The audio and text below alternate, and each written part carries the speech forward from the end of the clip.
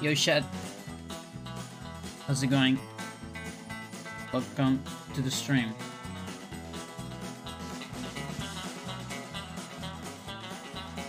We got a little something here. Let me...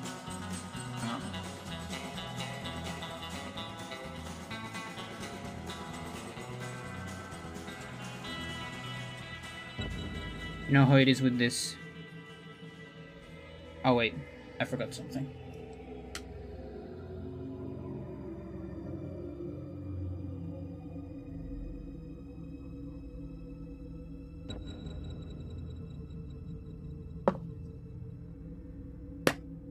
Yeah, these things are too useful.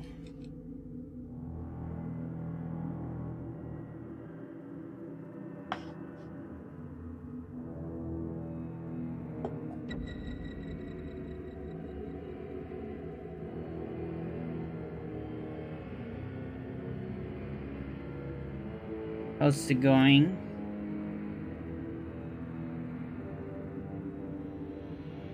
Everyone doing alright?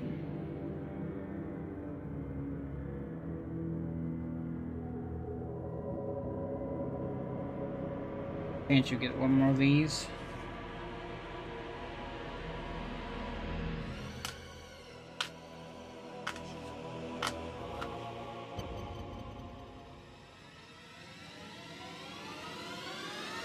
Not the cleanest one.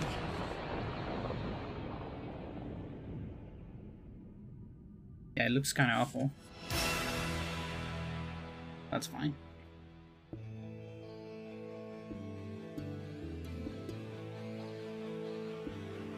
Don't worry, this is gonna be filled of stuff later. It's just now that there's barely anything. Or nothing at all.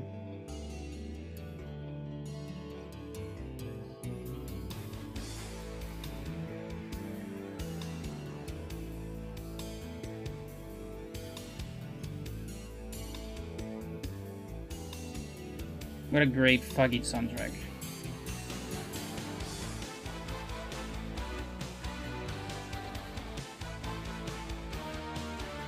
This is very small, but it's a fire bat. Come on camera, you can do it. I know you can focus.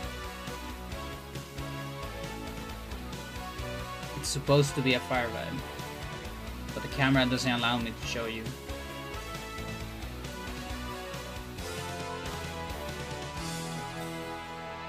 Try again with the other one.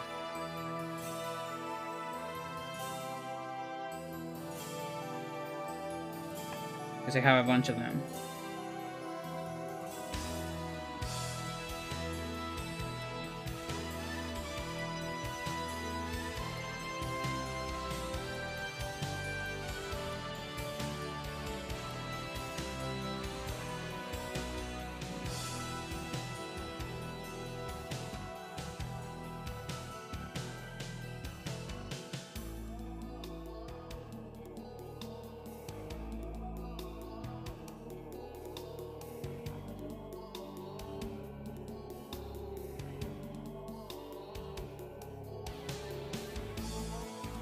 I just noticed the tripod of my camera doesn't allow me to see my bits per second.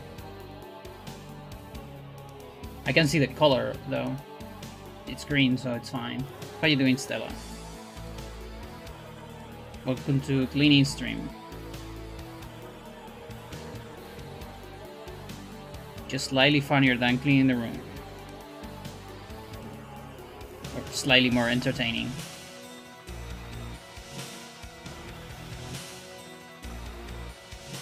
What is that? Thank you for the good luck. I would say this is mostly deterministic, but there can be a little bit of luck. Like I don't want an earthquake to happen in the middle of this.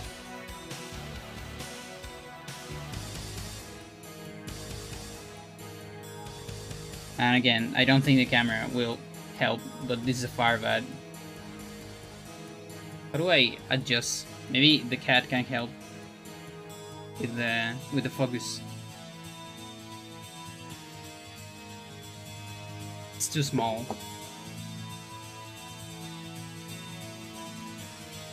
I have a lot of fire bats.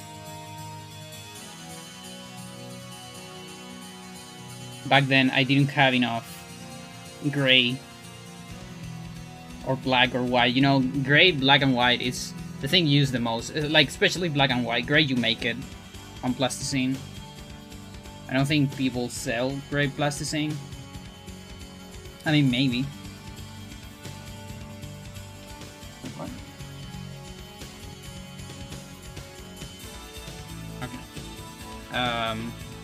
But yeah, black and white, because you used to level and mix all your colors, you always run out of it.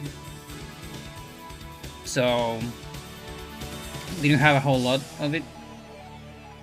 So I wasn't able to do marines. Just fire bats.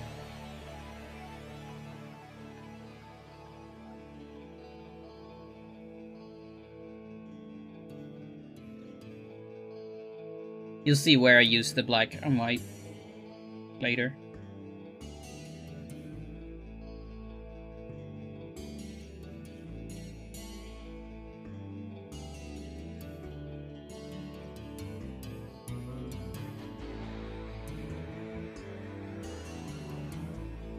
Firebat. Do it. It doesn't want to do it. It's all good.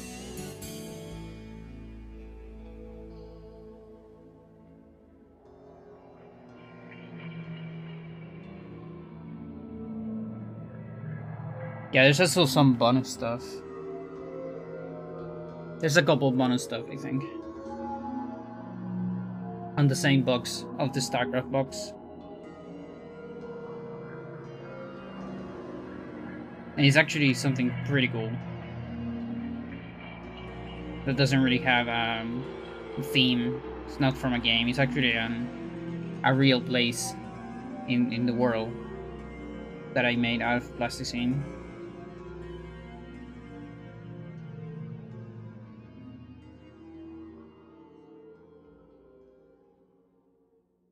This one looks in pretty good shape, actually. Don't really have to do anything.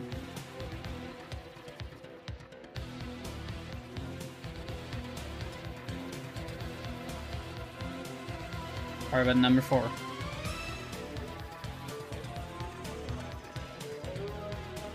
Maybe I can set up this there for a little bit more light. Maybe it's too much.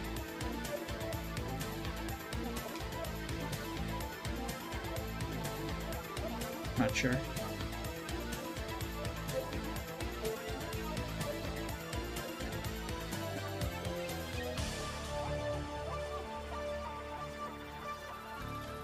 That's too much.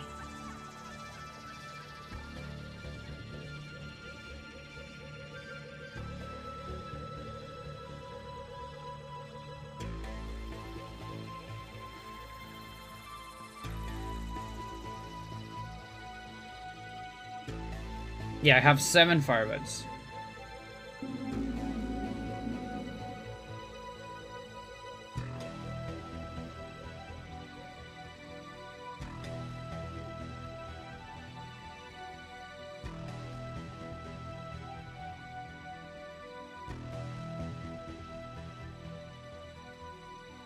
I could also make the camera closer, maybe.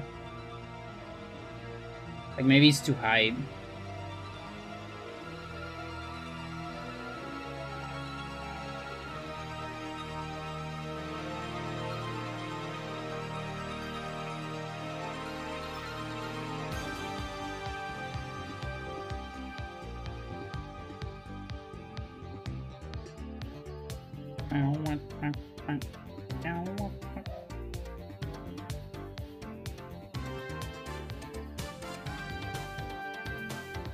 This is the thing about Terra music.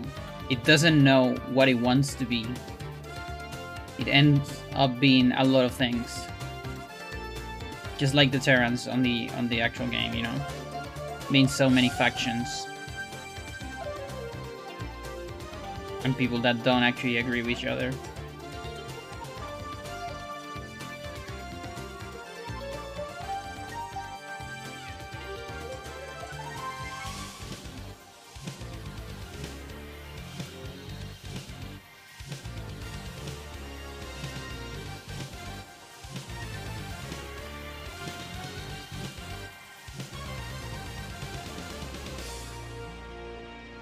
And where is this shadow? Oh, it's my hand. It's still weird. Like, where's that coming from? Is that light? Weird stuff. Let's see. Let's try just a little bit less. Aerial. Up there.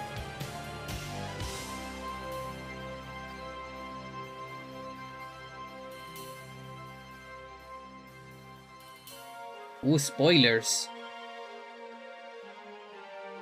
Some spoilers down here.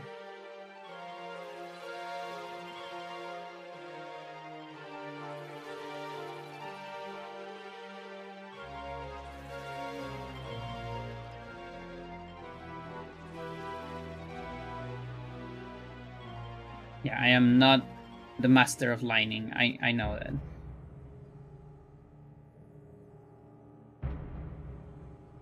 I am not an expert. But I do my best.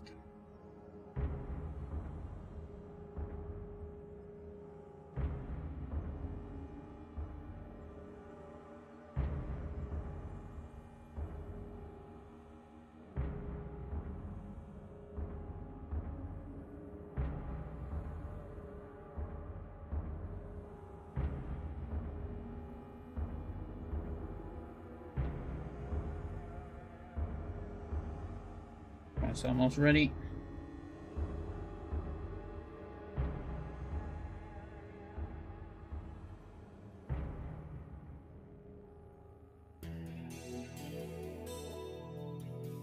Ah, yes. They're on 3. That's the good stuff.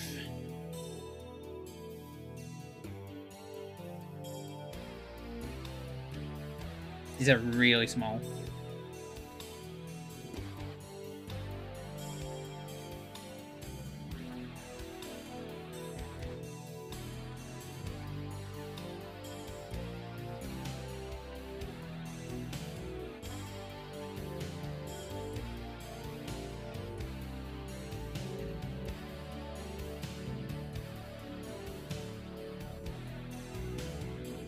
Yeah, so let me know if the auto, because this thing is out of focus, which helps me when I want to do this, but it also sometimes just does random focus out of nowhere. If it's so annoying, I can get rid of it. Like that, for example. A random focus out of nowhere. Completely unjustified.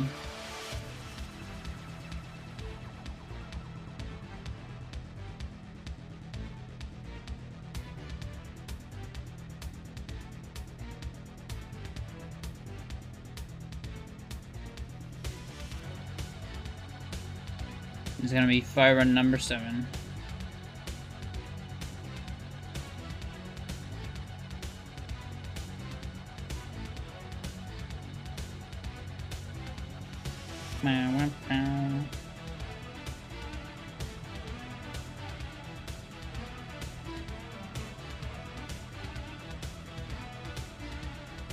That fucking synthesizer, dude.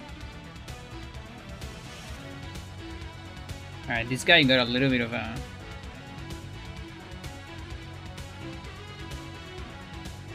a shoulder here, but I can't really fix it because it's too small and too old.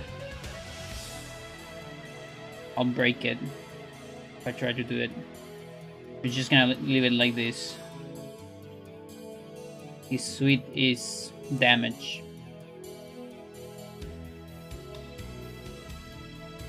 Like a little bit melted. You can't really see it.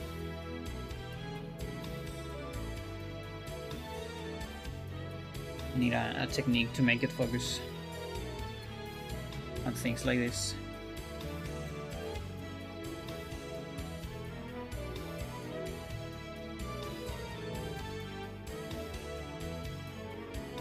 Alright.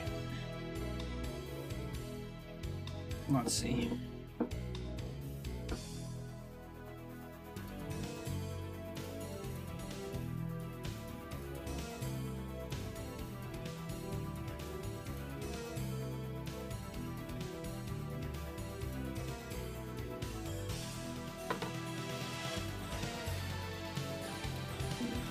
go with that.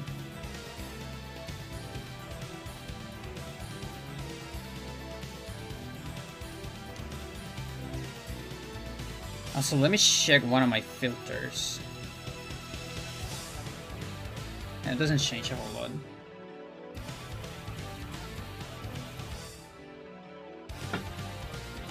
What about this light?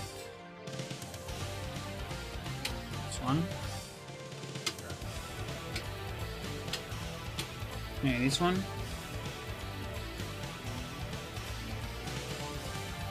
You can still see some stuff.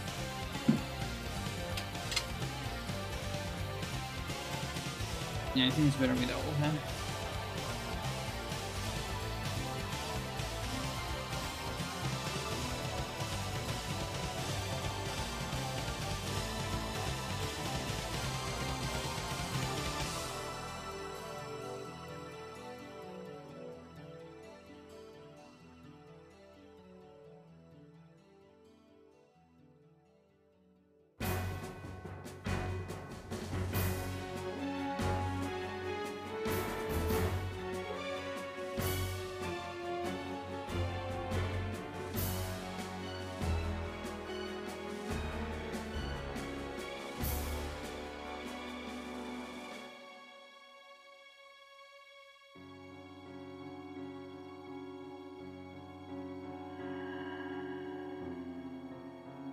This is supposed to be a bolter. This wasn't my best take at the bolter back then.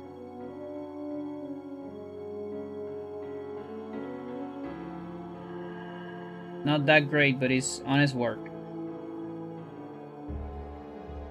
As much as I could deduce by the old graphics, you know? You know, back then we didn't have zoom and 4K. Like on remaster.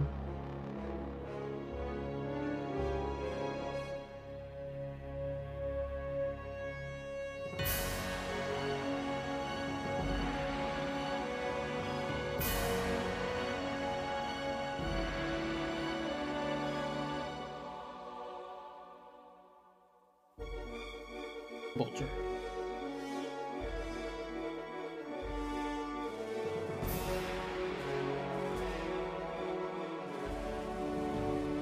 We got a little bit of... Maybe this is how you have to do it.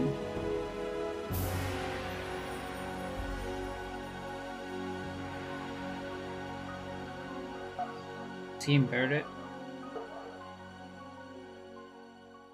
Farbud.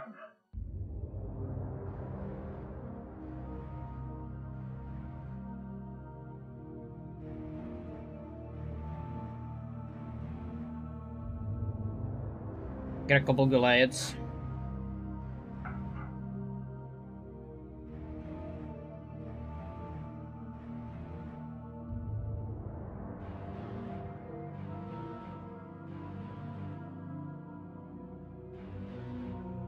Ooh, that's tricky.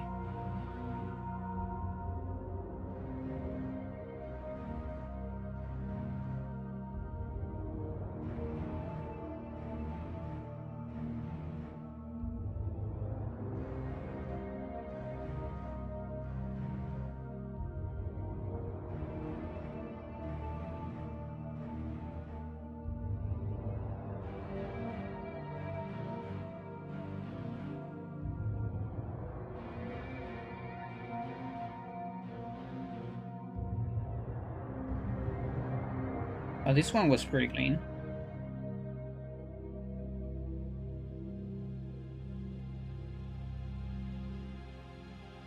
So what always weird me out about Goliaths is they actually have like, you know, they have these two things on the top that shoot missiles, like missile launchers on the top. And then you can see it on the artwork and even on the sprite that they have a machine gun between their legs, you know, kind of like a cock. But despite that's not the point. The point is, then when you see the animations, you know, you see two missiles coming from the top when they attack airborne units, so that's fine. But then when they shoot ground, you see the animation like two muscle thingies coming out of the two missile launchers instead of one muscle coming between the legs. And that doesn't make any sense for me. Like, they never use the machine gun. I don't know if the animators got confused or something. Like, between animators and people who make the sprite work. This one has the machine gun. I can barely see it. Let's see if... I have another one, so... this one might be more clear. And it's in better shape, too, so... That always confused me so much. Since I was a kid.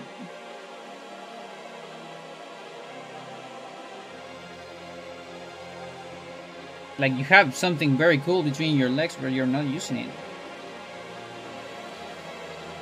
Oh, I'm probably gonna need a... let's see. Yeah, I need to make a hole.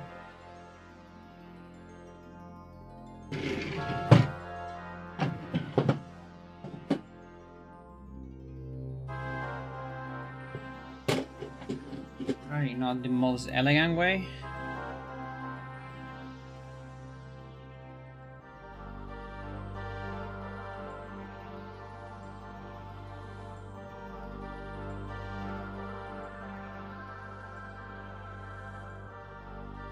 That works.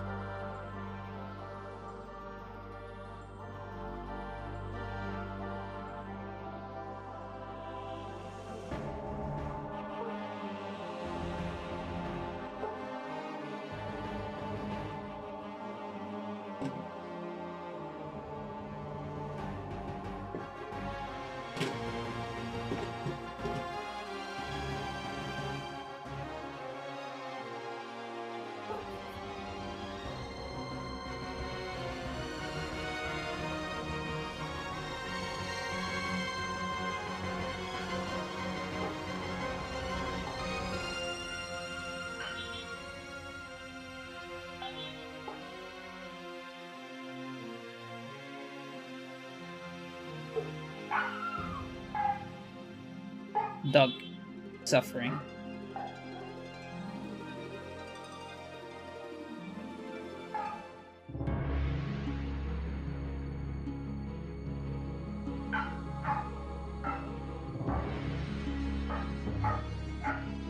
Alright, let's see. That's from the front. It's still not very clear. Maybe from the side. Be a little bit more clear. This is a very simple shape. There.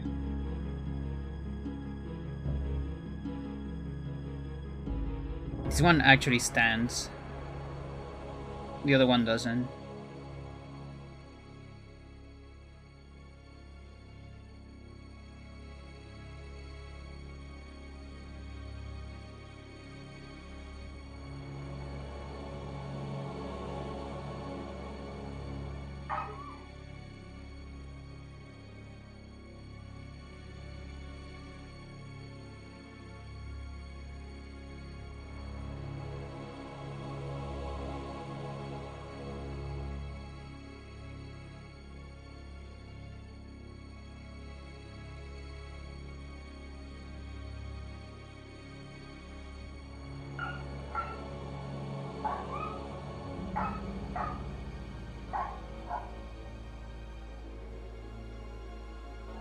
That transition is perfect, dude.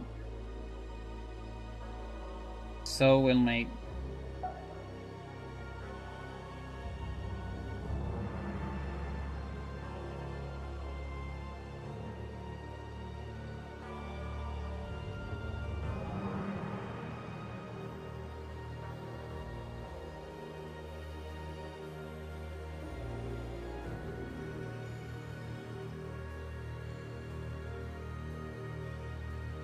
Wraith.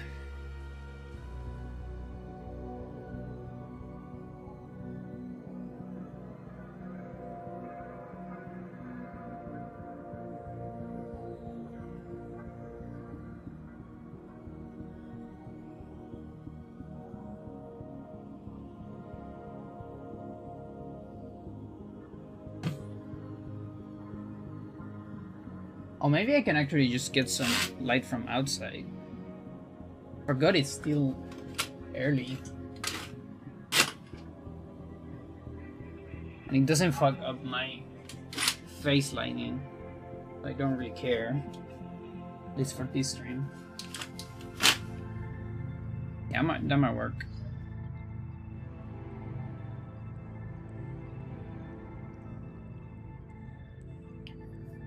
So another thing that was very curious to me when I was young on StarCraft was, you know, raids being the airplanes of Terrans. They're like spaceships, you know, like and very weird spaceships, very particular way. Like you wouldn't be able to land these things on the ground. They're meant to be on space or floating around somewhere.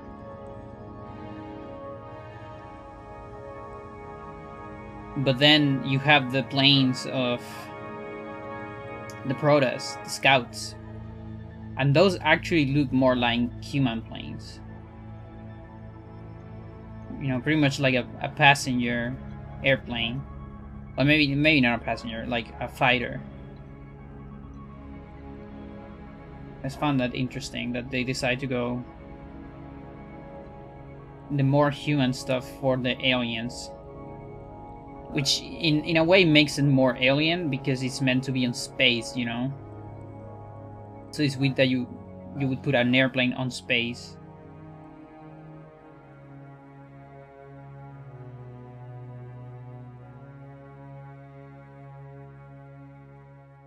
A space plane.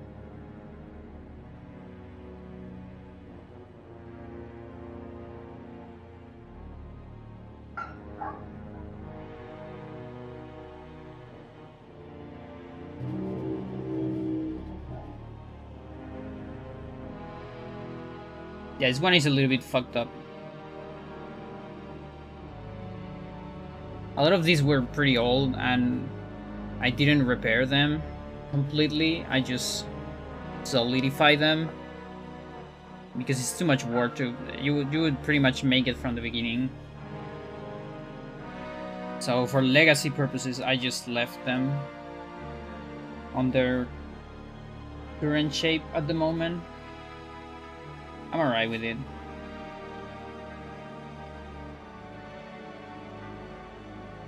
Pretty much how they were conceived, so...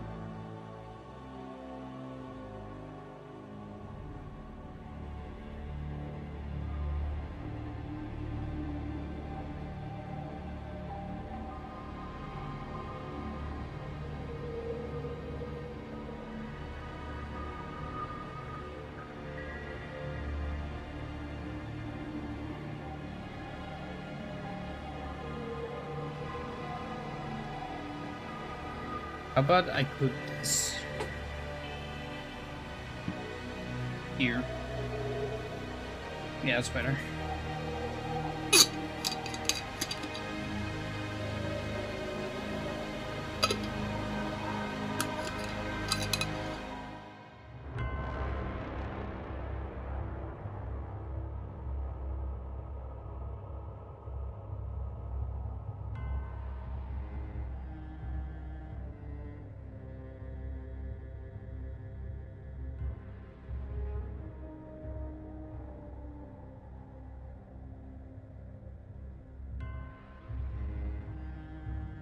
Thank you for the good afternoon.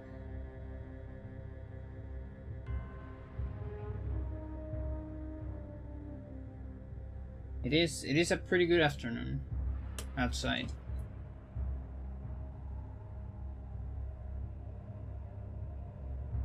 It's just nice. Nice and comfy.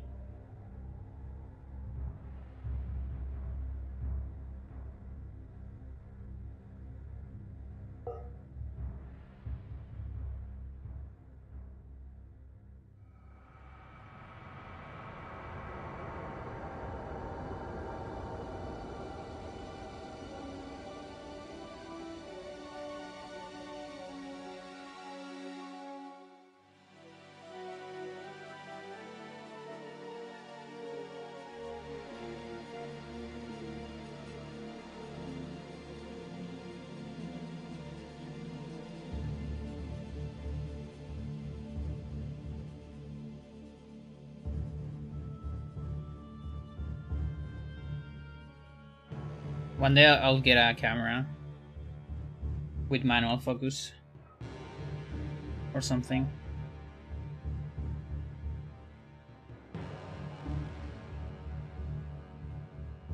Also, it's really hard to find cameras at 60 FPS that are webcams. Like 60 FPS HD. Or like a decent resolution. Because this one actually has 60, but the colors go to hell when I put 60. I need like a fucking flashlight like on my fucking face and out of my body or something to have decent colors with 60.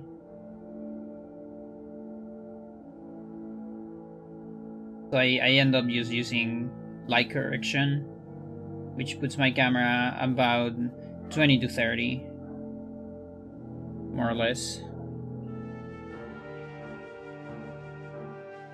And last time I checked online, I feel like all cameras that claim to be 60 have the same problem right now. Unless you use you know, like not a webcam, like an actual camera and adapt it into a webcam. I don't know how that works though. I am a little bit of a plug and play girl.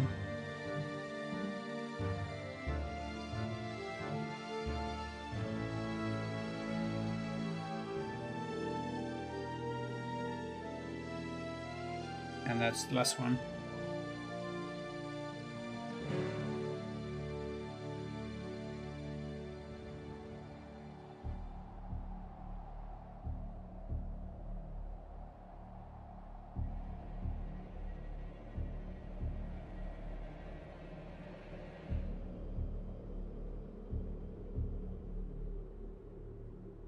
Oh, these ones are tricky.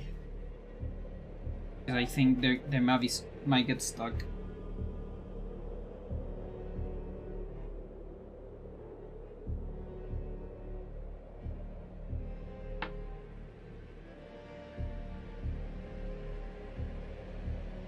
Yeah, I'm gonna need a tool for that.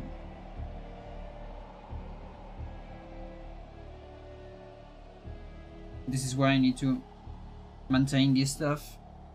And next, like, the idea is to put some paper towel here, but this doesn't happen in the future.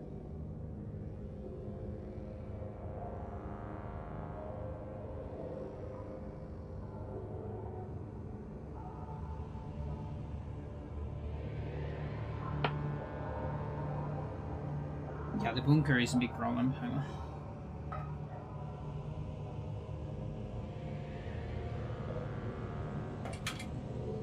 It has too much surface.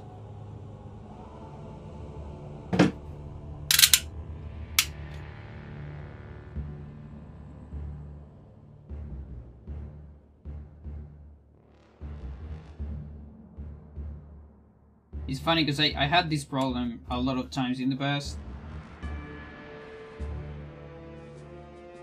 I just come to the realization that I need to make this stop. But I haven't maintained these ones yet. It's actually like the last box I think I need to maintain.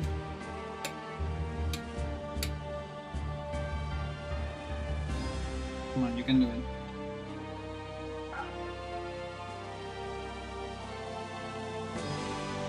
This fucking bunker is also one of my favorites. I don't want to destroy it.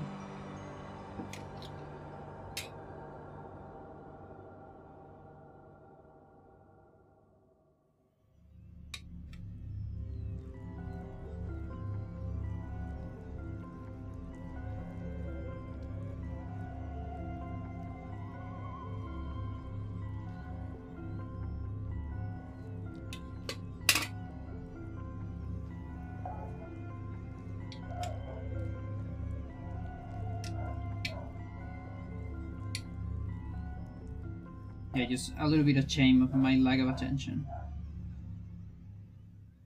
on this. we're gonna have the same problem with the Nexus. Same fucking problem. It's gonna be even worse, actually. There you go. Okay, hopefully it's not destroyed. In the lowest part.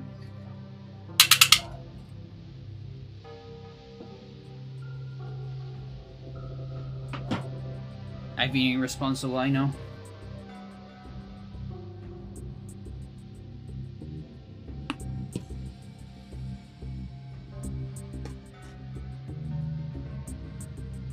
No, how's it going?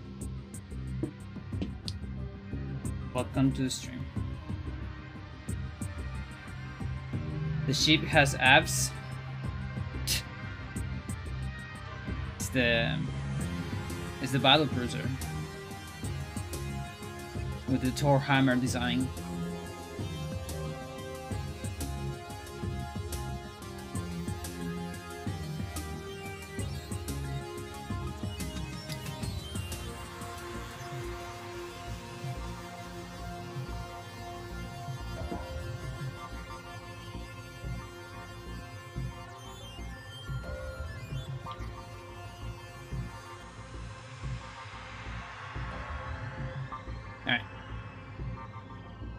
Missile launcher, missile turret. Looks in good shape. It's a very dirty white. That's because the story of most of my plasticine figurines is I made this when I was young. And I got too many of them. So I started storing them on like cardboard boxes. But back then, you know, plastic boxes weren't that much of a thing. And I never really thought about plastic boxes that were more sealed. So I just have them. Like, imagine a cardboard box just open, actually, without even something on the top. And so they cut a lot of dust. And that means this was full white at some point. I'm talking like this white, you know, like cat white.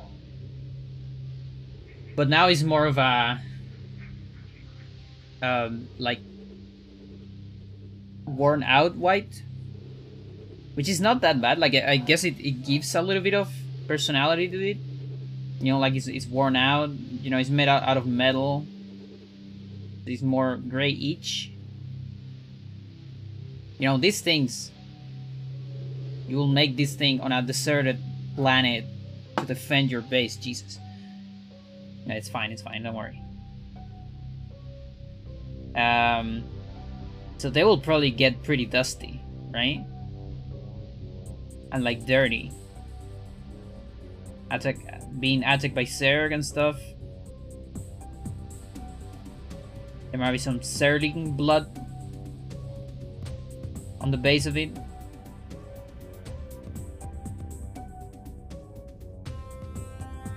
Space dust. Exactly.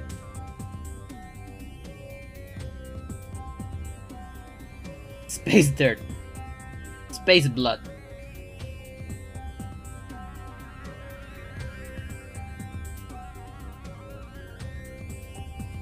You can do a camera. Camaru? You say Camaru a lot. No. What is that? Is that a place? On Jakusa?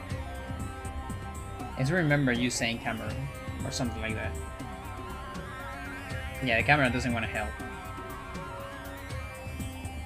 Just never wants to help. Ooh, there. We got it for like a second. Come on.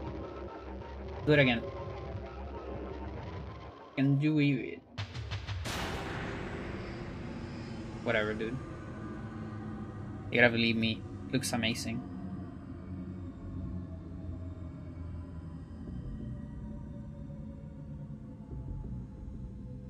Yeah, as usual, the bunker get a little bit damaged. Nothing I cannot repair. think.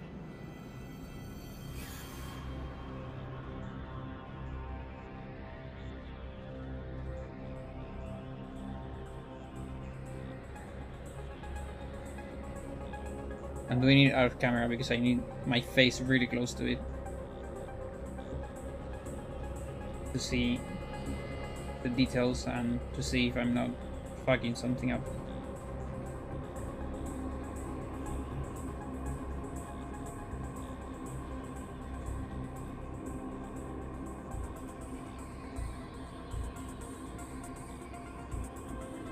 Yeah, I think that's good enough.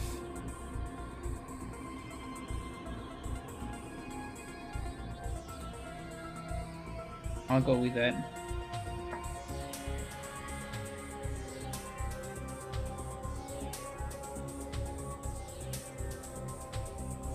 Space Zergs.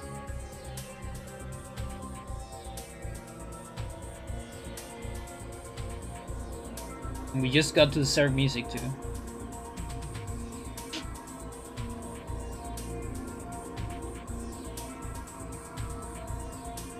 Space Cameroon.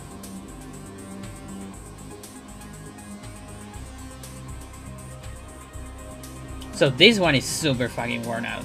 This one was also a white like this at some point. You can see a little bit more white in below. But fine, just space dust.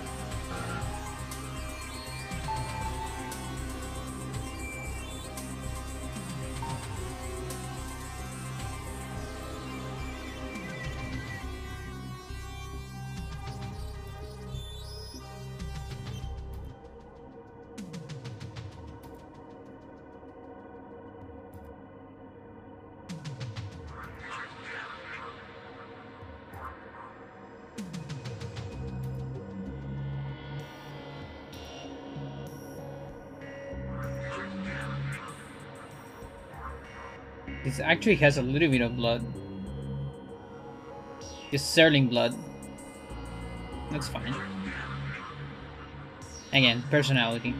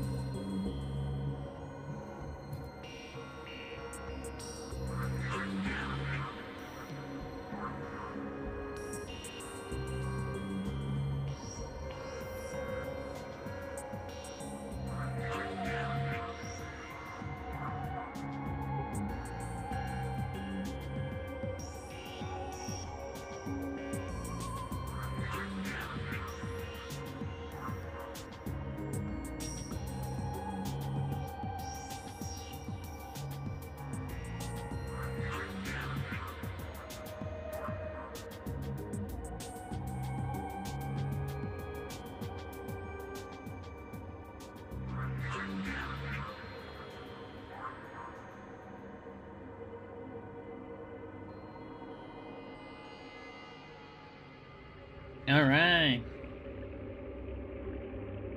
Lovely. And it's worse than that, my dear. Lovely and dirty. And it's worse than that, my dear. Hammer, I know you can do it. It's all ceramic, it's plasticine. Sierra Amber. Amber Sierra.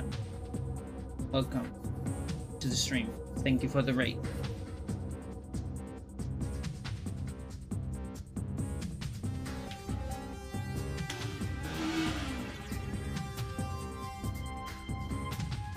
How's it going? How was your Icono difficult? The size probably better.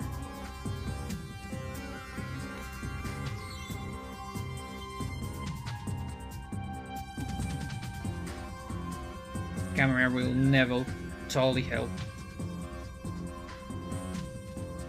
It was awful. I enjoy it.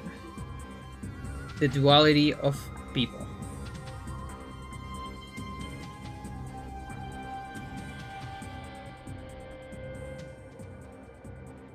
Do you finish it?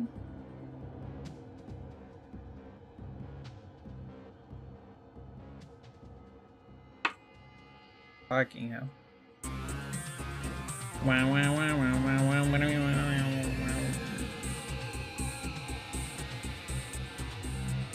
Was a bit too much for having not playing the game in nearly a year? Yeah, I figured.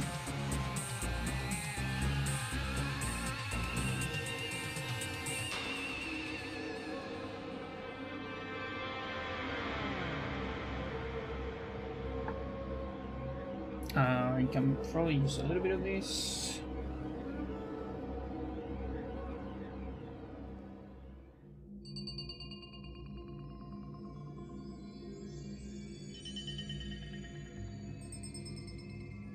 Quite near the end. Nice.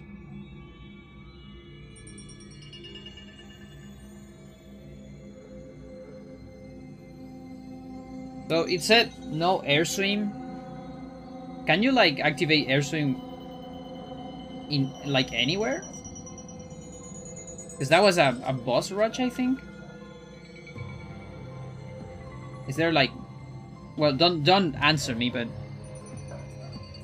is there like water on a boss?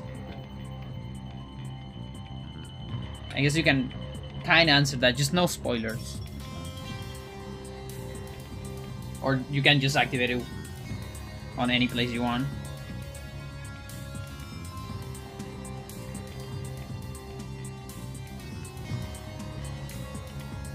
Thank you.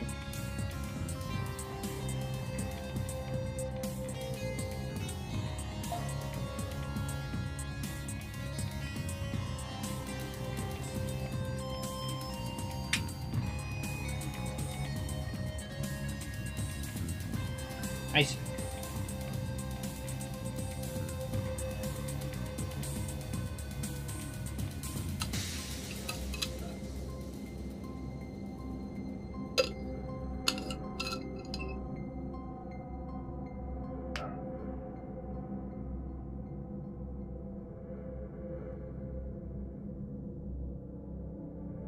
So this is a Yamato. This is the Yamato gun. Some people call it Yamato Come. Yes, I made the fucking laser. Right there. When it shoots. Gotta go do some stuff. Have a good evening. You too. Go get a sandwich. In my name.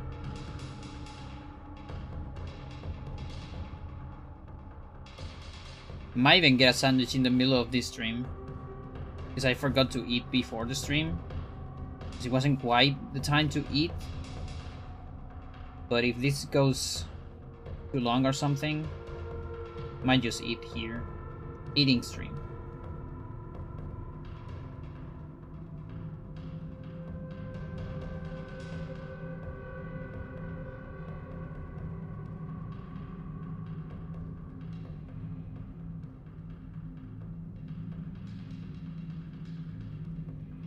Go get some pizza sandwiches.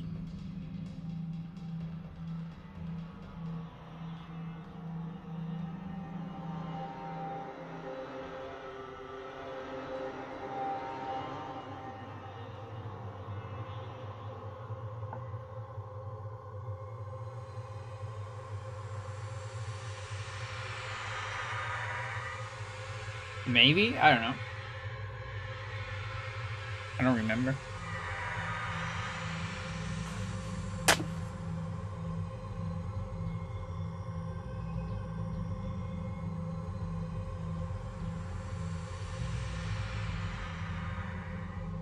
Probably. That's a way to put it.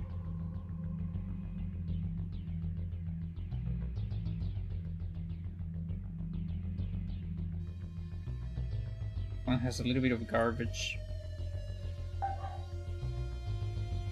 Not sure what it is.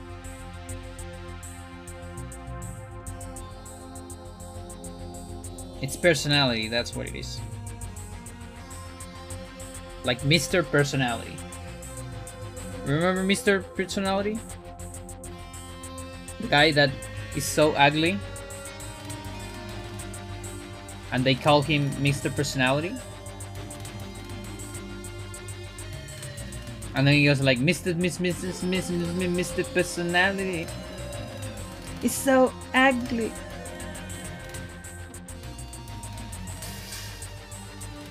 He wasn't all that ugly in the video. Maybe like in style, but he wasn't actually ugly. I mean, I bet it would have been too rude to put like someone ugly in the video, maybe. Just put like a regular guy with some like cringy style, maybe at most, but not even.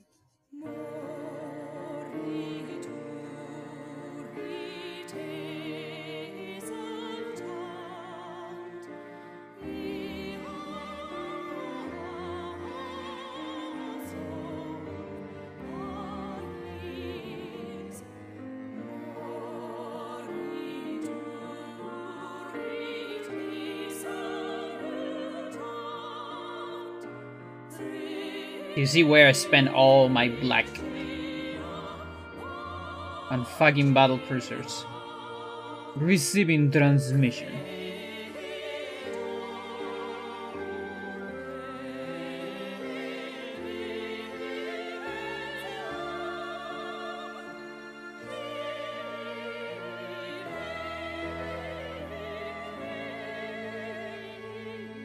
And yeah, back then I couldn't really see how the arms were on the sprite, so I ended up doing them like this, which is, I think it's close to the actual design, but not that close really, because they are more like arrows.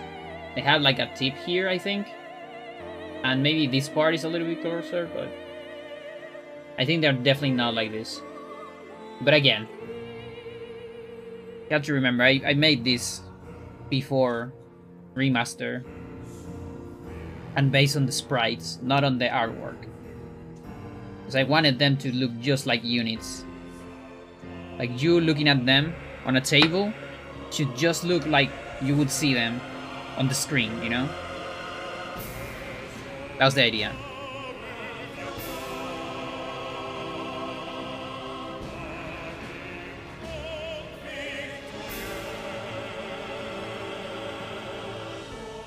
It's a tutorial.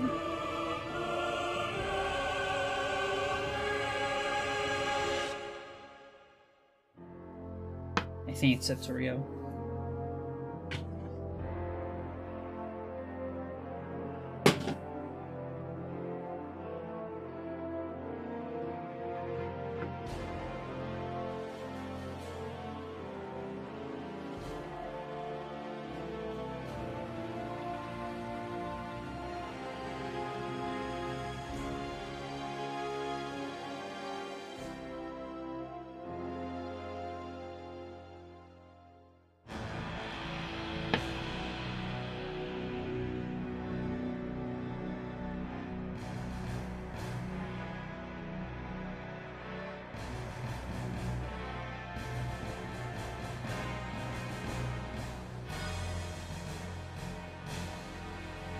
Alright. Battlecruiser operation.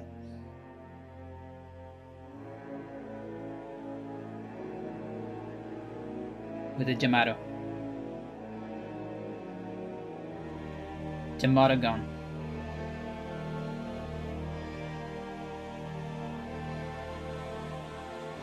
Or like Tasteless says Yamato.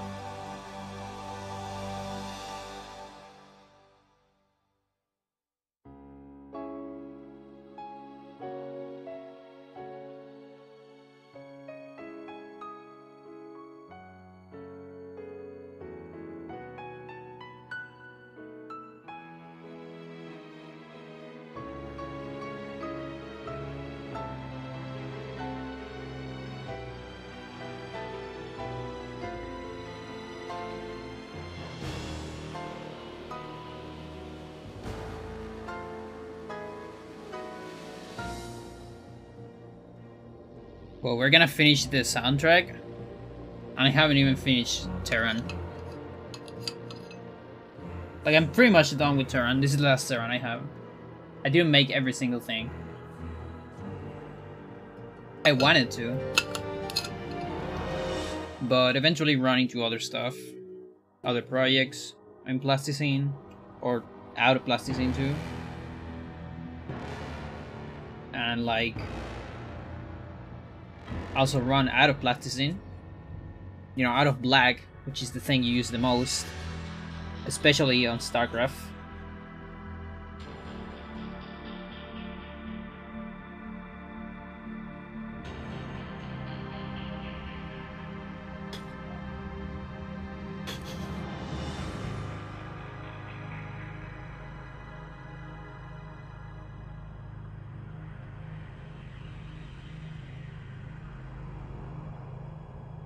This one was filthy. Holy shit. Why? What kind of space does nebula were you crossing?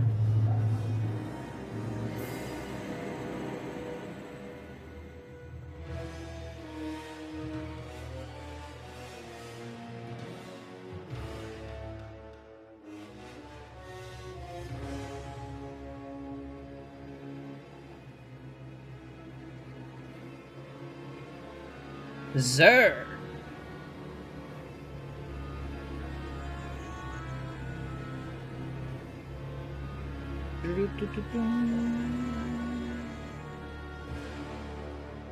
I also find it interesting that they include all these songs from Brood War on the original soundtrack release, but they didn't actually include the new tracks for each race on that same soundtrack. So we're gonna put those manually later. Don't worry about it. I am not missing those tracks. No shit. They're too good.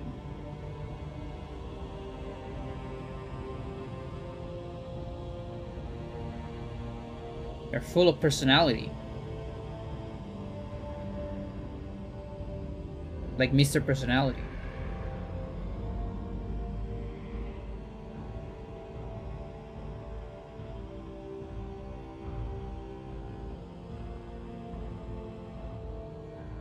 Okay, corners.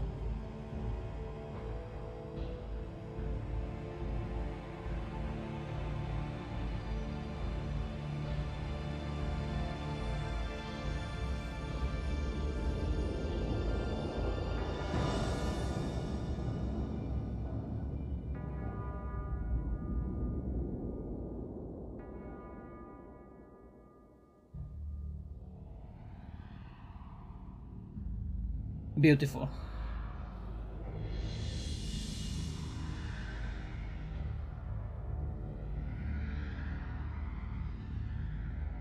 And out of focus. Beautifully out of focus.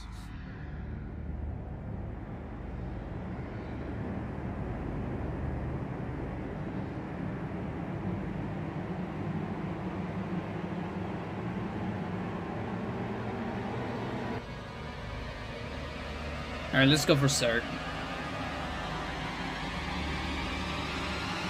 Zerg!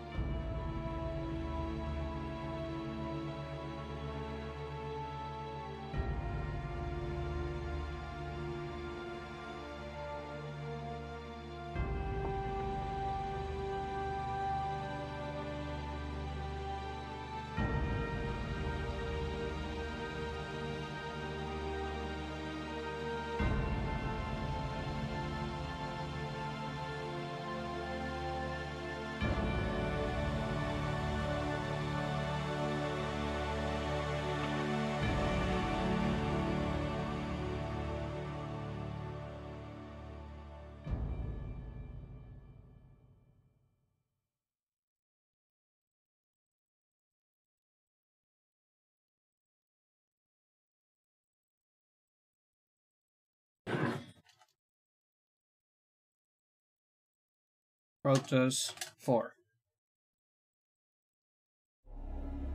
That's the long one. There you go.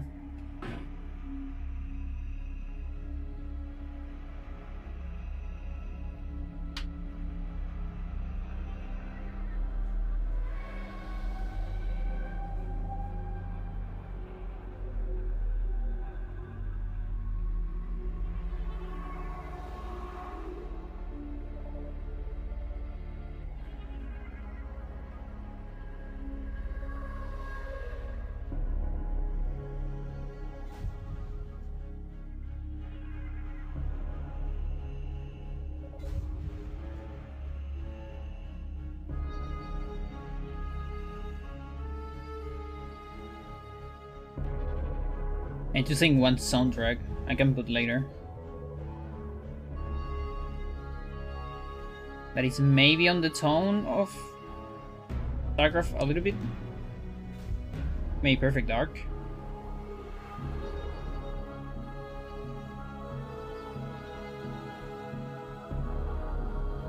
I also saw there is actually a Perfect Dark vinyl. And I fucking want it. But it's sold out of stock, like every fucking vinyl of video games. Those things are literally always sold out. Like, I don't even know who gets them. Like, I don't even see that much people showing them, you know? Just resellers? Maybe they do like super small stocks. I don't know. One of the few ones that actually have stock was the Skates of Arcadia one, which is a cool one, but like the artwork is amazing. It has some great stuff, but I feel like they didn't do the full job. Like, they didn't pay all the honor to the original soundtrack. For example, the order of songs is a little bit weird on some spots. Like, doesn't quite make sense. And there's something I will never forgive, and that alone makes me don't want to buy it. Like, I'm sorry, but they didn't put the whole Ramirez song. Just put the shortened version that was out on the first original soundtrack, but it's not the one from the game. You know, Ramirez has this kind of jazzy vibe to it, and actually on the second loop of the song there is like a fucking jazz solo on piano that is so beautiful, and the cutted version just fades out when the solo starts. Like, it's starting, you start to hear it, and it's like, oh, holy shit, is this part? And it fades out, and it ends. It's almost like a punch in the face. Like, imagine if Starway to Heaven, you would get a vinyl with Starway to Heaven, and when it gets to the climax, you know, bam,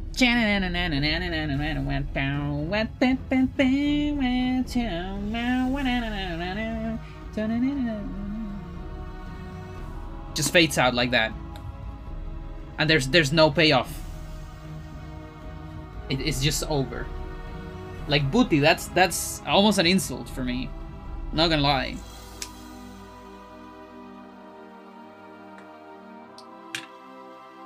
And yeah, the artwork is amazing. Like, props to the artists and all that, all the stuff they did. But I mean, it's a vinyl. Like, you're not selling an art book. I mean, you're kind of selling that, but the whole point is that it's a vinyl. So I feel like audio-wise, it has to be perfect, and then everything else. You know, then comes the artwork, then comes the presentation. But it should be about the music. No?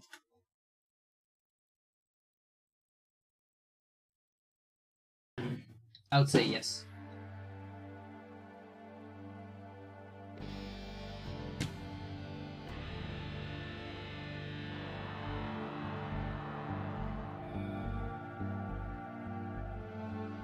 Yeah, so that triggered me a little bit.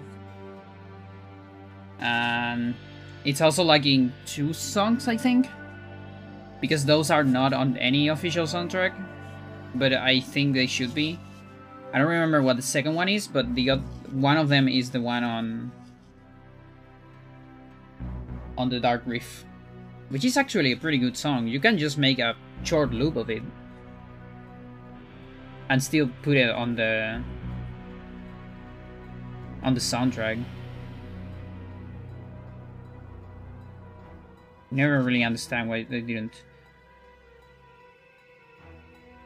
And yeah, not sure what the quality of it is, because I just listened to a vinyl rip. You can't really tell the quality from something like that. So I don't know if it is the Dreamcast quality of the GameCube. It should be the Dreamcast, but still, again, like having cut Ramirez and weird order, not a fan of that. I feel like that's something that most game vinyls will suffer from, because I always struggle with order of soundtracks. Usually not going on the same order of the game, or just don't make any sense, like pretty much being random. Not a complete fan of that, and when you're listening to a vinyl, you have to listen in order, so yeah. The perfect dark one though, that one looked good, but it's sold out. I kind of want to hear a vinyl rip of it just to see. Even has alien conflict. Although I don't think it has, maybe it doesn't have like gun test, which is kind of a cool one, but can live without that, because at least it's an order. But yeah, I wasn't impressed that it had alien conflict. Oh, but wait, did it have? Oh, hang on. Did it have Skedar? Skedar Tears or Mayan Tears? No, what is the? I don't remember. Let's see.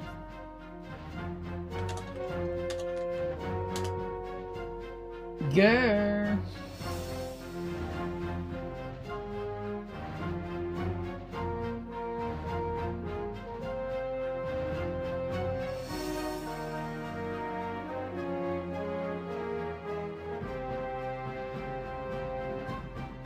Oh, there is a vinyl rip. Look at that.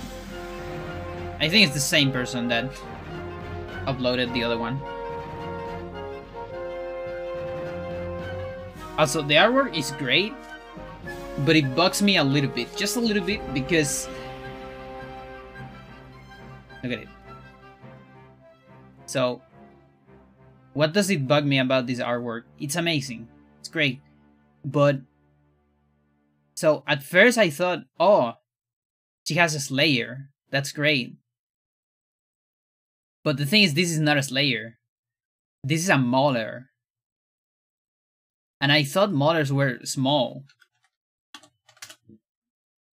And that bugs me a little bit. Like, I thought Maulers were like a little gun.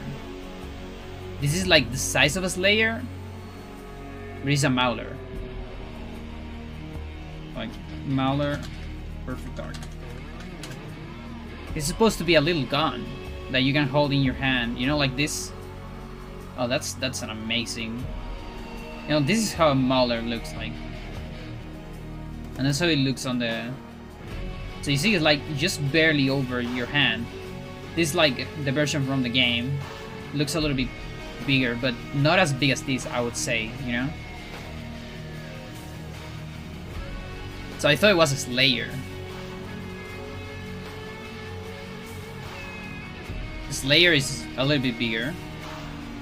It's supposed to be a rocket launcher. It's still a small rocket launcher, but it's definitely bigger than the Mauler.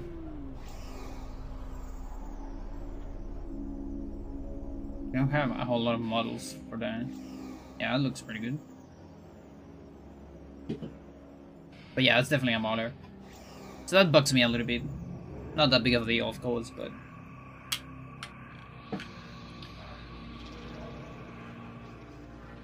yeah, our word is great. And then, let's see, audio.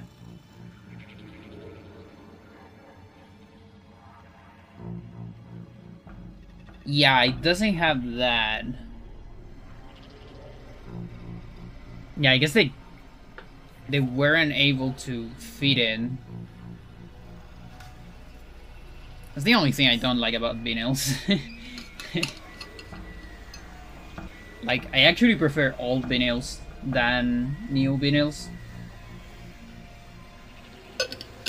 Because old vinyls can have more songs on one side. Like, you can probably fit this amount on one side on an old vinyl. Or maybe this amount. So then you would make like this.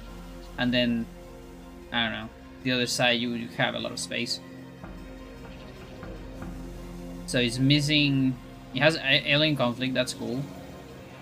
Get a ruins. Yeah, but he's missing the other secret song. I always forget. Is it Mayan Tears? No, I don't think it's Mayan Tears. Mayan Tears is like the name of the... or it might be actually. Is this like... yeah, we'll see, we'll see. Like I'm probably gonna put Perfect Dark after this, so... but it's missing the first secret mission, the one from Mr. Blonde. Mr. Blonde Revenge, I think.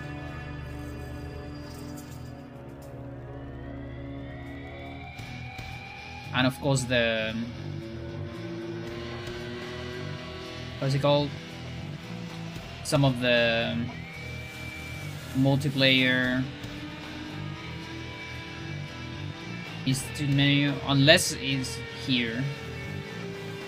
I like the tests, the gun tests that I love.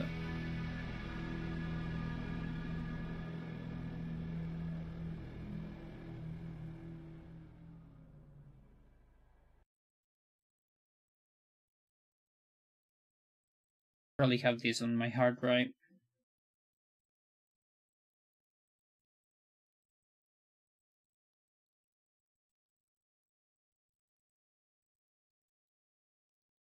Perfect Dark, perfect soundtrack. Skitter Mystery is one of those.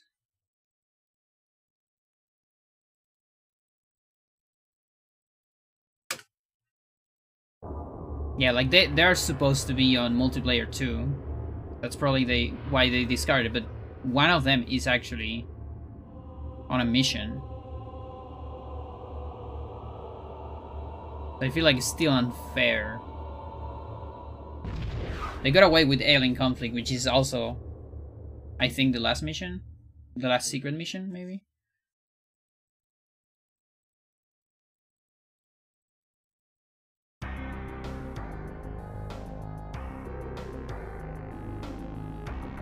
Yeah, we'll get to it.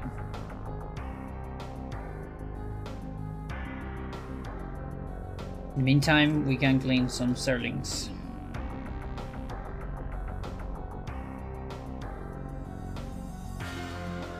Yes, indeed. Girl! Please don't enter in the box. You can't be the man in the box. You're not the man in the box.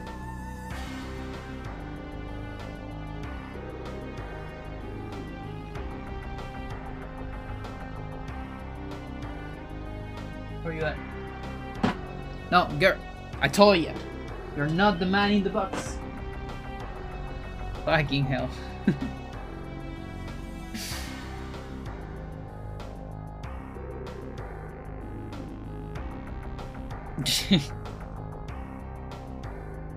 The girl in the box. And the girl in that box.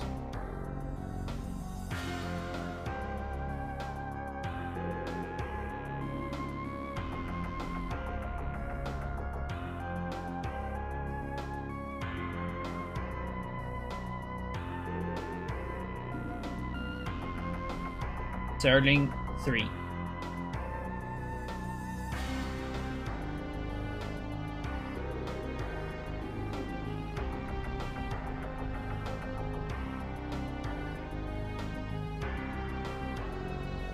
I'm still amazed at how fucking fast Jove is doing stuff for the randomizer. It's crazy. The randomized runes. There apparently is a lot of softlocks and crashes. Like, if I have time, I might even do some testing today. Either on or off stream. Yeah.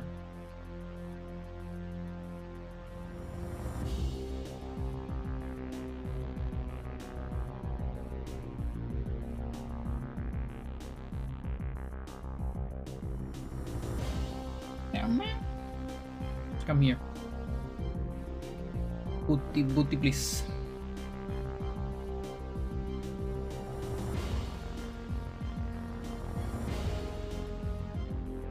He had stuff that makes it easier to figure out softlocks and such. You might also play around with it. Yeah. Like right now, I can find those because I know a lot about the game. And using DME and all that. But it's probably harder for someone that hasn't looked that much into it. Because the thing is, I have already done a lot of that. Hacker skills. Yeah, but it's not just that, it's also routing skills, because I've done a lot of it. Like, I got into these kind of softlocks back then when I was theorizing stuff. So I actually done all the work. I mean, not all the work, but a lot of the work. Like, for example, the document I made for Nemephir has pretty much every softlock in terms of progression.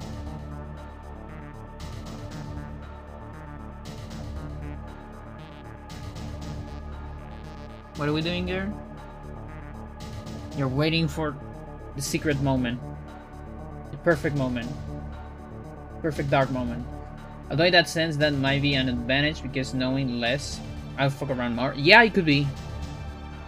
Yeah, that's a good point.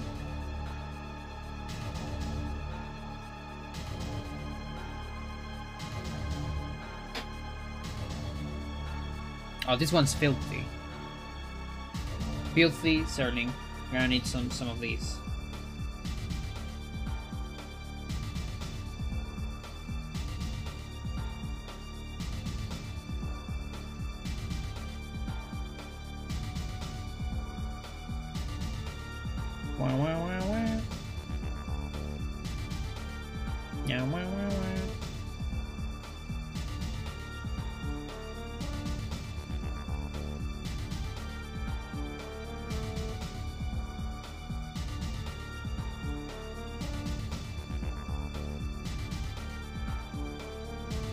So, no, when do you have time for a commentator run?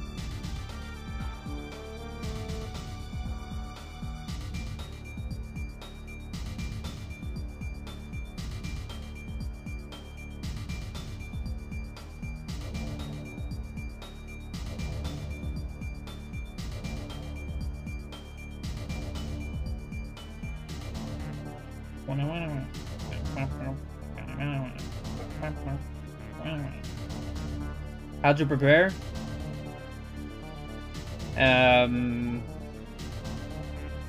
Like, you probably know a lot about the run.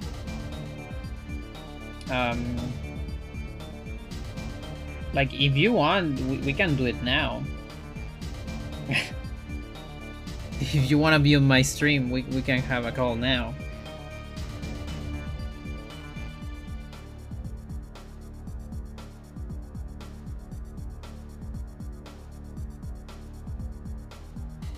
Art stream with secret guest.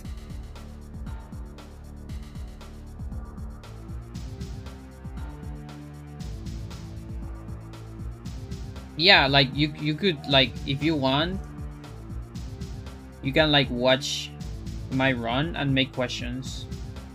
Or I can just tell you all the differences. Like, I think I know all of them. Artist formerly known as... No.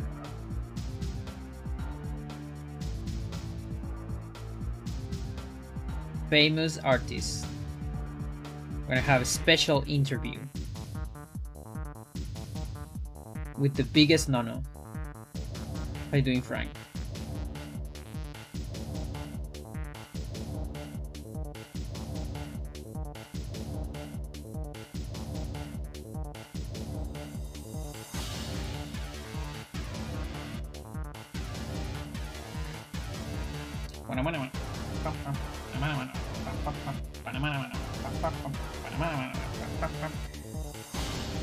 I mean, for me, it's easier to just talk. It's just if you are comfortable with that. We meet again, girl. And it's worse than that, my dear. So if you want to step in and talk a little bit about it, I have no problem doing it right now. Miss Dark. Let's see what Joe has to say right now. Alright, new version is up. Ooh. It should be identical in terms of what it does, but the code is a lot cleaner. There are now some basic lines with examples of how to script loading. Look at that! That's some some tools for you. If anyone wants to do tests. And to make a list of what the script functions do as well. That's some work for sure, I would say. Probably. The moment all I knew is, I have no idea about what that is. Get script counter. Set script counter. Gives rune circle. Spawns enemy. Should I put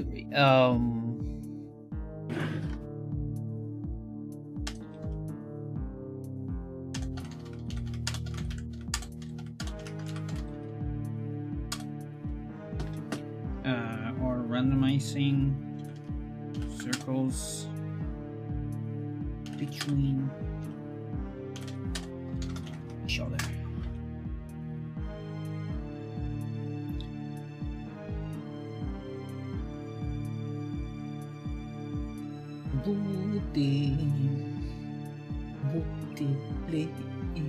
A rich girl accent. It is. It's actually, it's from Cassandra, from this game, and she's exactly a rich girl. That's what she is.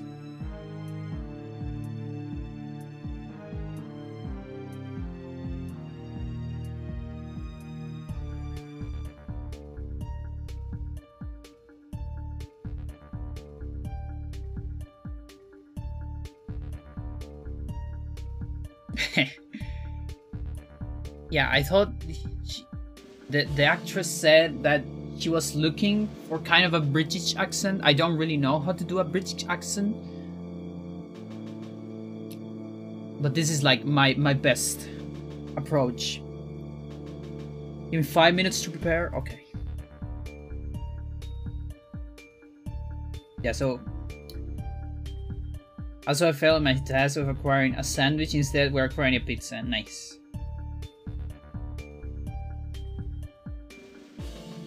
It sounds like something you would do on a video game. Like, pizza acquire. Like, after you get the pizza, you see a message popping up on top of your face. Before you can actually take the pizza, you know?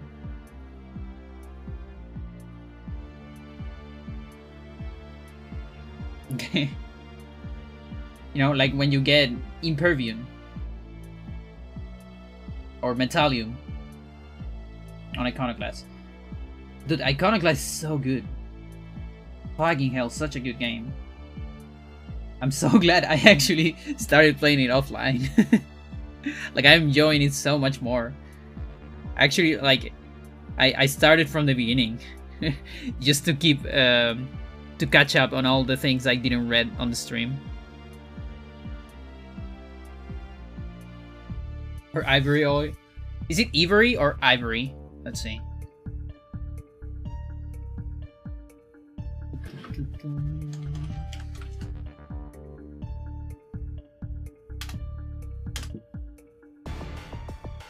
Ivory. Ivory?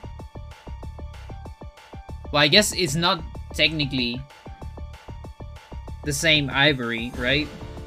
Don't answer that, please. But I'm assuming it's not marfil.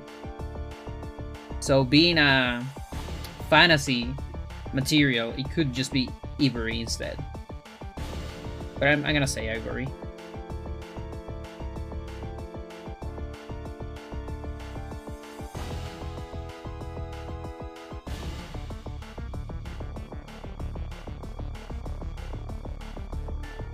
Aceite de marfil.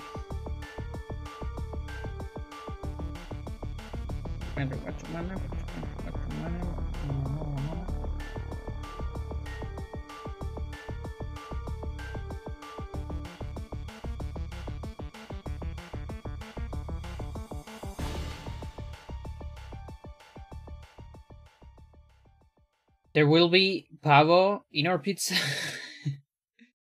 Now that you mentioned that, holy shit, I never even thought about.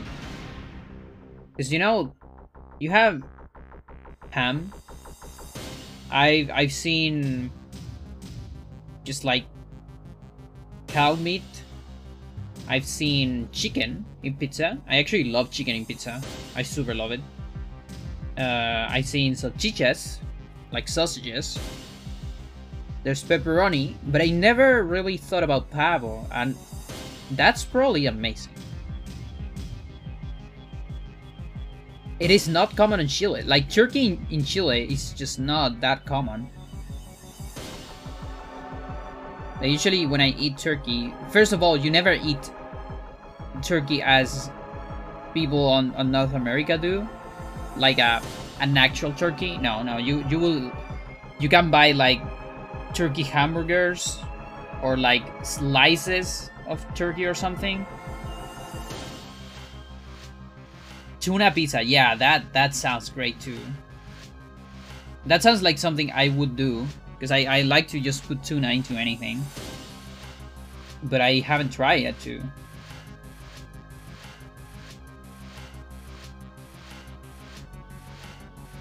I also love I always loved this since I was young.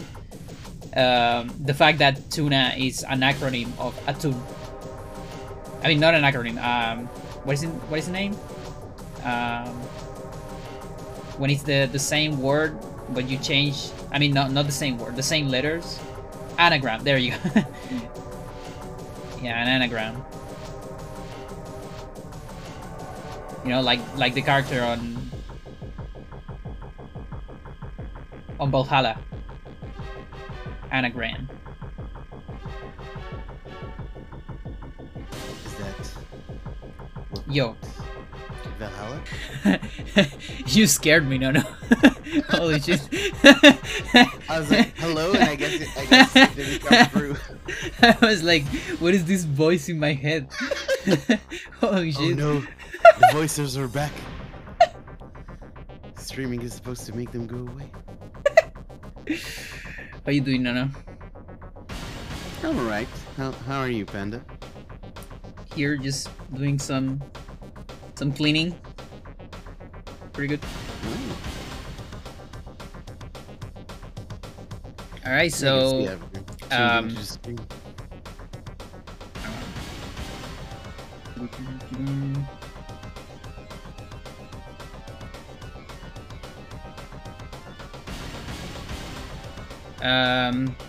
so how do you want us to do it? Do you want to see my PV or?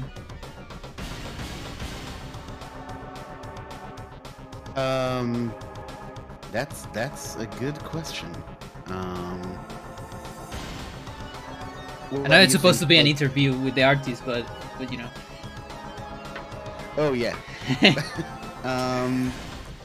I don't know. Whatever makes the most sense to you. You can either do your PB or just you do a run, an actual run. Like, doesn't really matter to me that much. Um.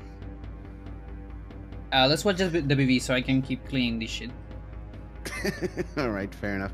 But wait, is this like supposed to be the actual submission, or is this just practice? No. I'm just because you said, how do we prepare? Like you wanted to. Oh, I assume okay. you wanted to know how some of the glitches work. Yes. Okay, yeah. Let's do it like that then.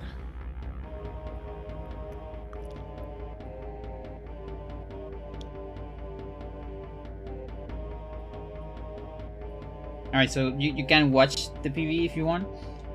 And tell me when you have doubts. Oh, like that. I thought we'd watch it, play it on your stream. Okay. I mean, I guess I could, but it's gonna last 2 hours, you know? Because I don't really have a third hand.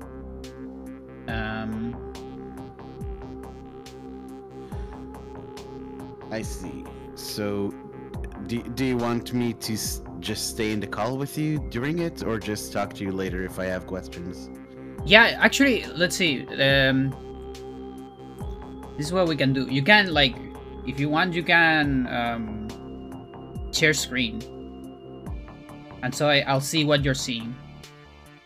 Oh, okay.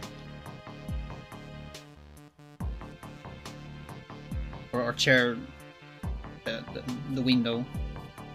Mm-hmm. Let's see, I will go to the SRC page.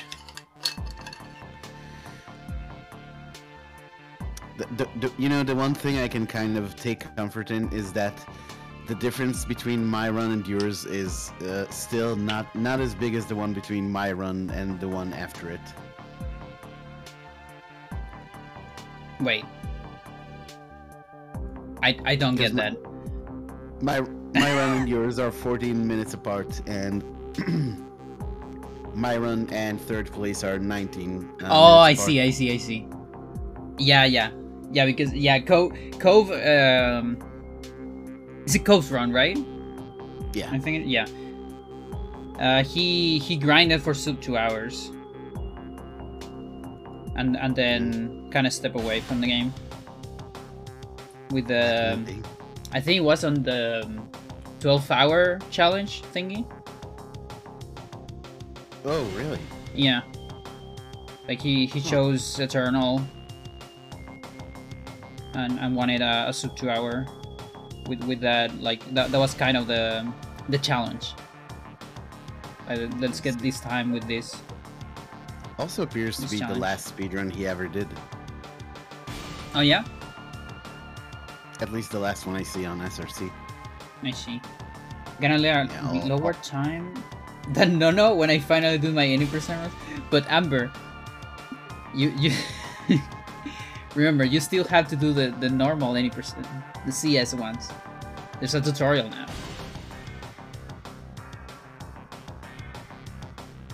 You can do it on Dolphin. Oh yeah, I agree. If Amber does like full on 80%, then she will get a lower time than mine. That I absolutely agree with.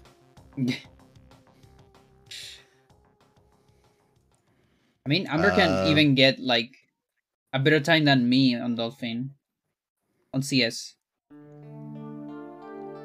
Because my run is not optimized. Like my run is 8 minutes something.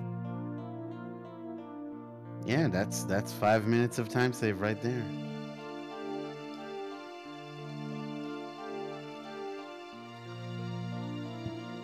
All right, so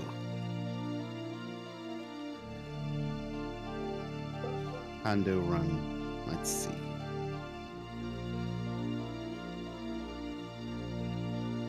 Oh, let me share my screen. Oh, also, you just made me think that my Hando is faster than third place. Any percent. Oh god, that's bad. Oh my god. Putting us all to shame. I'd rather wait and just do it on console. Alright. But you will need to get the game, Amber. That's kind of expensive. Or maybe I can give you the game for like 1 day.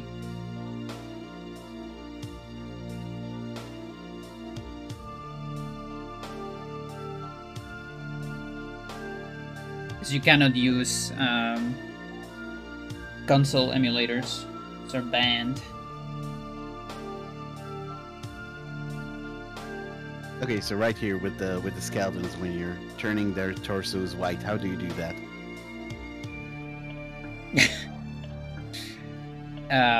You mean the legs? No, the torsos. What about that? That was just a bad attempt at a joke. Don't worry. No, about but no. You could have done the joke correctly. I could. With the legs. It's all good. I'm sorry. Alright. Let's see. I think I can just keep going. I'm not sure I can capture this.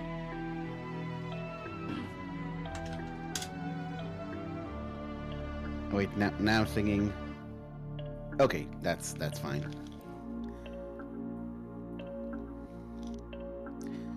I was thinking people would be able to see my recommended, but the top recommended video is the only one you can see, and that's another one of your videos, so it's all good.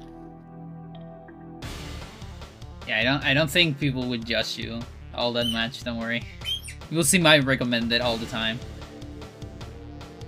That's true. I do judge some of that. What do you judge me? What do you do? Tell me one of those. I don't know. I would have to look back. Look, judging a person is such a it's such a difficult task. Like there's so much to be preachy about, you know. Yeah, like I bet sometimes my recommendations get fucked. Like if I stumble upon a YouTube poop or something. I would not judge that. I watch YouTube poops constantly. Ah, nice.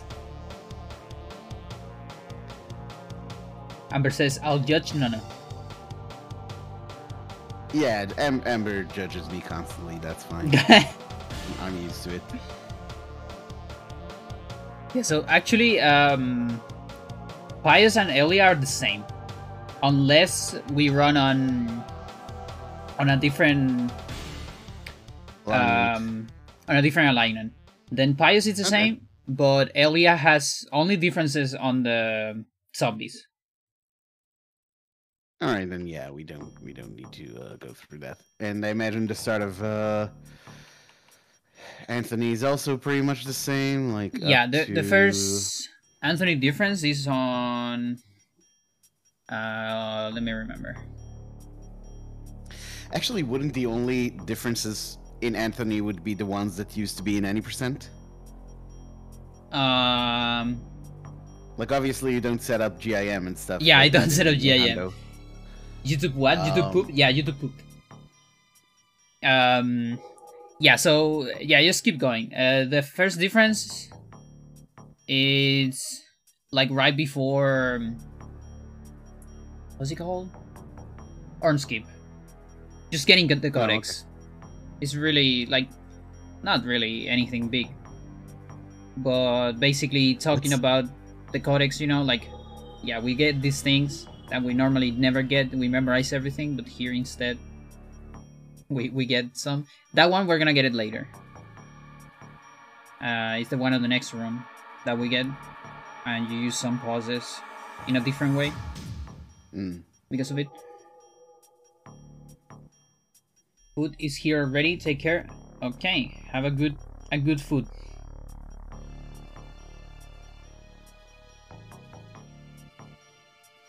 I had some food just before this. I got a vegan burger. How was it? Pretty good. Vegan burgers have actually, like, for a long time they were pretty bad, but they've gotten pretty good recently. Yeah, actually, like the vegan market got so big that I feel like there's more quality now. Definitely.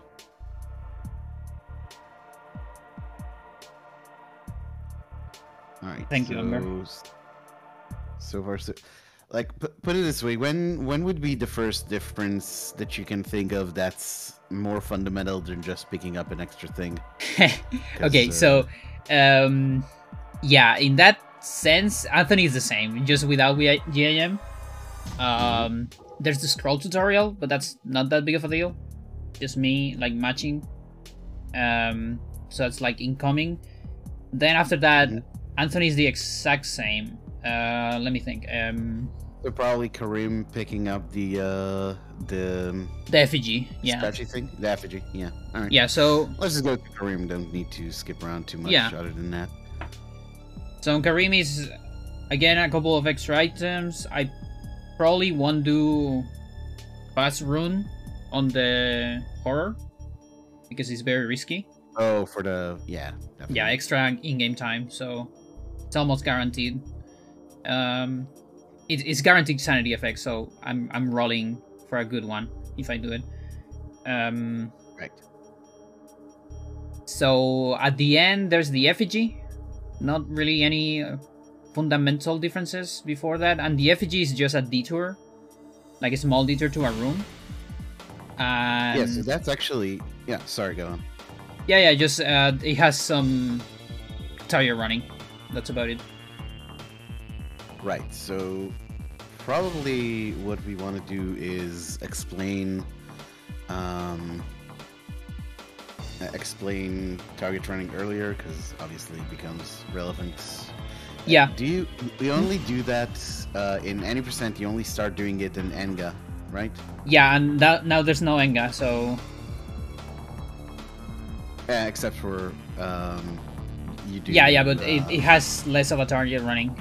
Oh, okay. Yeah, so actually, this is kind of the point where we normally have time for one donation. Instead of that, you can explain tire running, like before getting to the ladder. Definitely.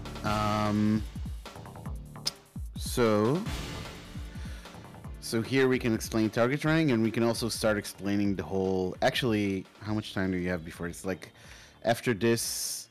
After that is barrier. So you're probably gonna hop into barrier. We can have time for effigies, like explaining the whole Enchanted Gladio quest on Roberto. Oh, okay. Yeah, because there's another effigy there. So you could say just this is an important item that we're gonna leave for later. Stay tuned. I don't know. Okay. Yeah, that works. I'll start making some notes for this. Alright, so Karim. Short mention of effigy. Explain target running. And the rest of this is pretty much going to be the same, right? Yeah, that's just fighting behind barrier. Okay, cool. Then Max is let's see. Yeah, there's some route differences, but there's nothing like fundamentally. There's one thing that is important to explain, which is autopsies. Right. Okay. So yeah. Actually, since it's not really a long chapter, let's try to just like go through it pretty quickly in case something comes up. Yeah, like there is some important changes in the route and how like I kill some enemies. I cannot do, for example, quick rune for the horror because I need to finish it, and when you do that, the horror just disappears. So I mean, actually, I don't need to finish it, but I need to touch it when it's like dying to make the autopsy. Oh, right. So do we get the saver? That's kind of a... For example, things like that. What's that for again? To kill this horror and some enemies. That, like, Flintlock is pretty good, but it's also a lot of time on reloading. On any percent is fine because it's not that many bullets, but here it would be a lot of bullets. Gotcha, you would even run out of bullets, actually, probably. Okay, so that's actually worth noting. So Max, we have the saber, and we have autopsies so far. So I think Yeah, like here, Yeah, we'll this is the probably- first autopsy, for example. It's a detour to the kitchen to get the trucker. So around this moment, we can probably, like, maybe after getting the tome or something, once we finish saying who Max is, we can just start talking about autopsies. Mm-hmm. Yeah, that's a good idea. Like, just get it out of the way, because here we still have to explain this whole room thing. Yeah, like... Oh, actually, you don't do the room skip, so we don't Yeah, need to like, explain that. if you want, we can talk there about enemy HP. Like there, for example, I defeat the left hand twice. Right. Like, for example, enemy you... HP and body parts. Yeah, exactly. Like, you can't do that if you... fucking servant. If you cut the arm with the saber, then you cannot defeat it again. So that's why you want to defeat it with the flintlock first, and then cut it. Oh. I didn't realize that. Interesting. Like, I heard you say a bunch of times that you can defeat body parts several times, but I never really understood what you meant by that. Nice. Yeah, it works Why are with you, blunt weapons. Oh, for an autopsy. Basically.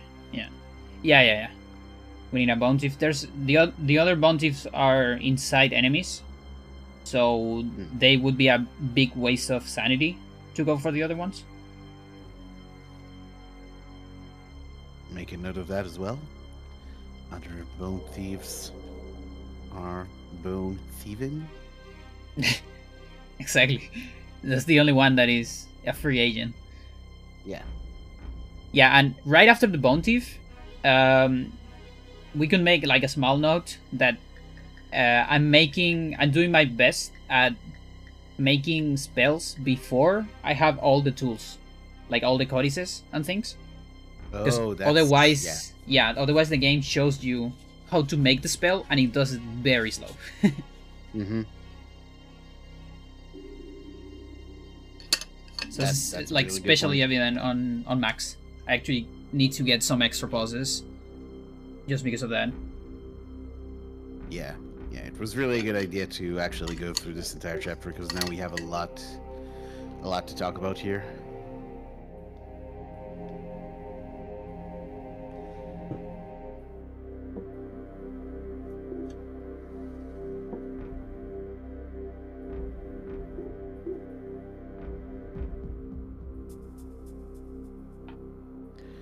Yeah, that sequence is pretty much the same. I did it differently there because the servant was a mess. But it's the same as 90%. Mm-hmm. And then here we go for the saver. Trolled so hard by that servant on one of my run. Yeah, sometimes this is like really mean. Here we go, saver to kill this zombie. And just get stuff while it's dying. In order to get the autopsy. I love how his buddy is just like looking over at you doing this. Yeah. Sometimes you examine his butt because of that position. Like Max has his face always, like pretty much inside of the butt. I have noticed it's hard. Like let me rewind a bit actually. Like these guys, the Uliauth zombies, they're fucking toned. Like you can't really blame him. Yeah. Like they're fucking built. And that's the last one. And here we actually gonna see a tutorial because it's the only one that it would be slower. Because I will need to get back and get the things later. It's just because of how late we get Bankarok compared to the Codex and all those things. Mm-hmm. And I just use that same pause to do equipment and other things. Right. And the Guardian fight, I assume, is pretty much the same. Yeah, it's the same. Just RNG fest. Indeed.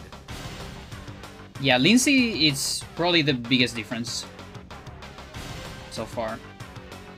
Although the beginning is not that different. So the first big difference is you don't do bronze skip. You don't even try it. So we're always gonna do moving in bronze skip instead. Right. Because, oh, look at that time loss on Max. Jesus. Yeah, no, that Guardian was awful. Yeah, awful Guardian, and he also got trolled by the maid. Yeah. Yeah, those, like, the two only, like, real mistakes of this run were that, like, not really a mistake, like, bad luck on Max, and I miss a multicast on Michael. It was a very good run. Yeah, I don't, like, I remember, after you got the 54, you said your next goal was the 53, and then it was like, Yeah, I remember, exactly. I had to miss this stream just because I was streaming at the time, but I was during my breaks I was looking at your run at your stream, and I saw that you were -3 minutes at some point, and I was like, man, this is going to be something else. Yeah, so we cleaned some webs, some cobwebs.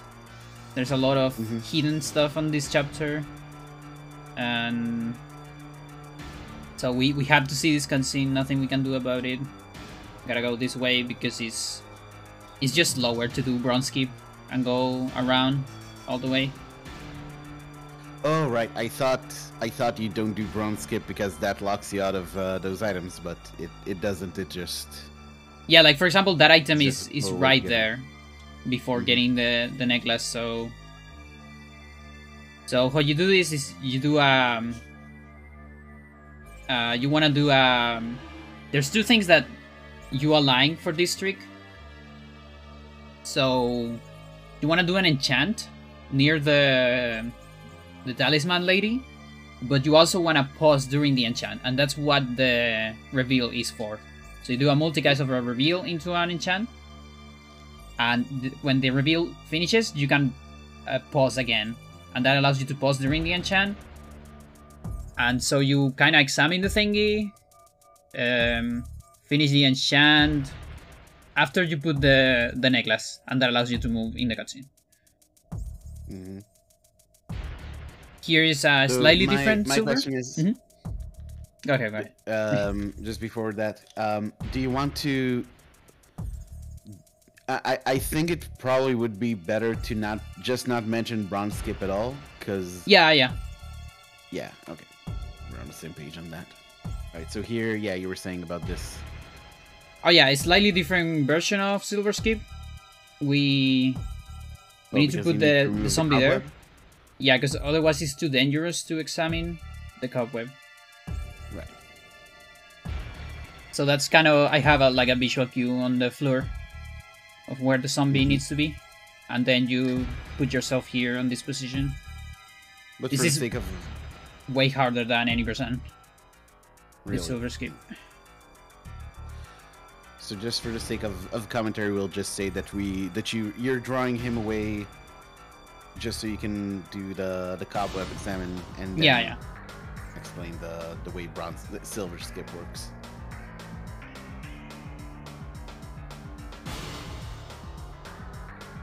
So then, sadly, no hallway skip. Sadly for the viewers, fortunately for me. Oh, really? Is that It's that a hard. difficult trick? I mean, Really? do you do it? I think you got one. I did it a couple, like, obviously I didn't have to do it under the conditions of a run, but like I tried it a few times and like it's way easier than doing GIM or anything like that. Oh yeah, absolutely. But yeah, it's more of a nerves thing. Like it's not that hard, but if you miss something, you also kind of want to do a fast menu, otherwise it doesn't save time. A lot of the time it's just because you're making this spell there. So if your menu is low, it doesn't actually save time. Yeah, so it's one of those things where you wouldn't necessarily fail it too often, but it's stressful to think what would happen if you did. Yeah, you also need to manage magic. Yeah.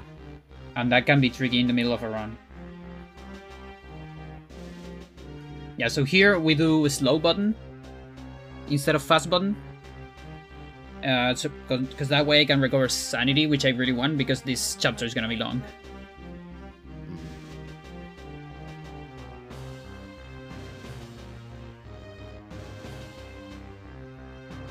But all we really need to say for Hondo commentary is that you're using free enchant to. Sorry, you're using the. How does that work again? Is it a no magic message that allows you to move into cutscene? Yeah, that I don't do. Oh, you're doing like the casual? I mean, it's not casual. The beginner strategy one. Yeah, it's I just routed that in because it makes your sanity so healthy. Whereas the other one, you run out of magic and run out of sanity. And on Handle, that's not great. Oh yeah, but I mean, the thing that allows you to move while the statue is turning around, that's no magic message, right? No, that's just finishing an enchant. Oh, okay, my bad. Gotcha. Yeah, the no magic message is the fast button strat, where you move with the enchant, so it starts the same way, but then later during the cutscene you do a no magic message to make the cutscene go faster. Gotcha. That one stays like a second, but again, your sanity and magic sucks after that. Mm-hmm. So for any person, it's fine. And yeah, something that is going on here, since we are not explaining hallway skip, we have time to actually explain what's going on, like casually speaking. Like for example, there, we're getting rid of the Mandrake barrier. That's why we do all those dispels to get something later.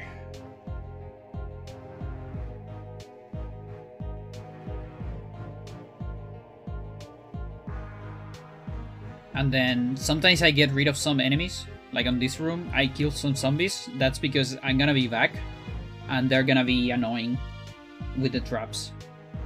So I just prefer to get rid of them.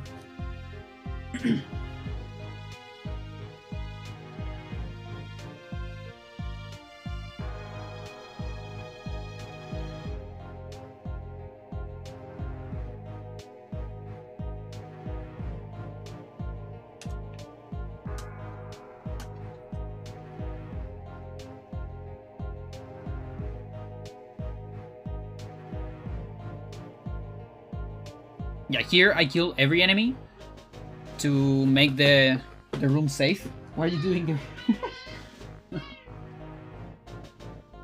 Girl. Okay. She just needs a little bit of attention. And also, killing those enemies gives me my sanity back, so I don't need to sneak on that room.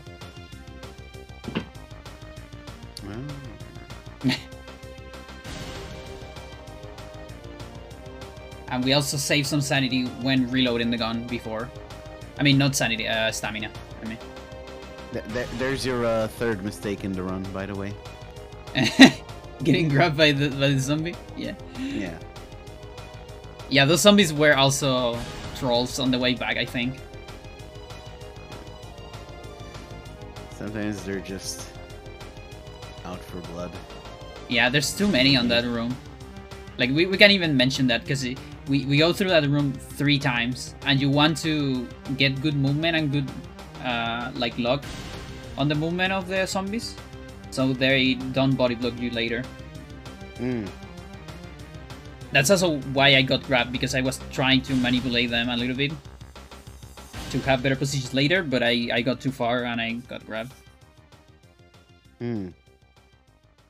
Then here there is manips. There's a lot of manips and something a little bit extra. Yeah, here I got trolled. Oh my god. Bad. Oh no. It's so bad. But after that, I think it's clean for the next one, at least. So something extra about sanity manips from any percent compared. I mean, from Hando compared to any percent. We don't do manips on certain rooms. because there are some rooms that are fixed to never have a bad sanity effect. So, Oh, really? like the next one after this one, that one never has a bad sanity effect. It's fixed. So we actually save magic, not doing manips on those ones, because magic is super tight on Hando, on Lindsay. So I'm making the most out of magic management and sanity effect management. Oh, interesting. When you say there are no bad, you mean some of the rooms can only have one specific kind of sanity effect? Basically, a bad sanity effect is every sanity effect that resets the room. Oh. So, like, Bloodbath, Expand Player, things like that. Sinking Feeling. You cannot have any of those on those rooms. You can only have, like, Volume, Mute, TV Shut Off, things like that.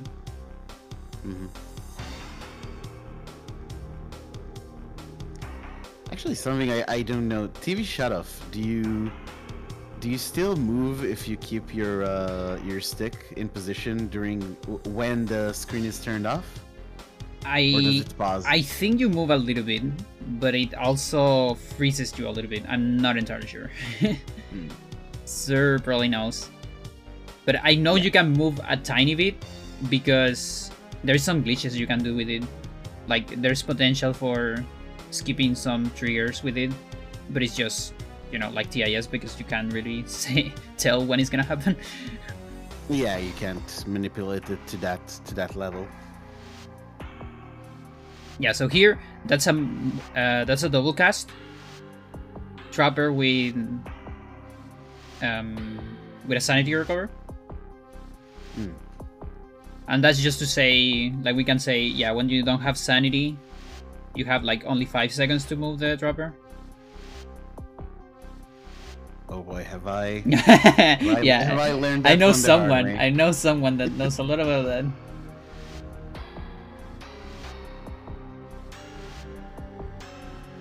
Yeah, and then we talk about Mantra because it's important and it's something different, quite different for any percent. Yeah, Mantrock, very very important indeed. Even though we're not gonna use it all that much, but still. Although I was surprised to see it because on Mantrock percent, that very good category. It's not used at all, right? Exactly. That's why it's such a great category, isn't it? Yeah. Yeah, like maybe with today's strats, there might be a couple spots, but back then with almost glitchless, there was just no point on it. Like it didn't save any time. Well, you know, Panda, that just means it's time for you. Yes. Reroute Mantrock percent. Yes.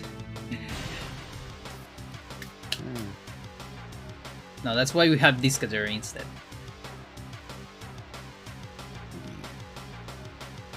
So yeah, here is just like time for donations. It's just going to the end. So the rest of Lindsay is just the same, basically. Yeah. Like there's some differences. Like here on this room, there might be a difference because of the zombies, but and of course, oh, remind me to grab the trapper. That one. Oh, okay, yeah. Yeah. Because it's right at the end of the chapter, so it's easy to miss. I already did it a couple times on runs. Yeah, I was there for those runs. Yeah. The new Anthony save. Yeah.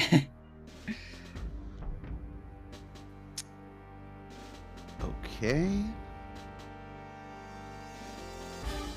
And the rest of this. Yeah, Alex 7 has some differences after this. So that's early stethoscope, aka Edward skip, because we're still gonna do Edward.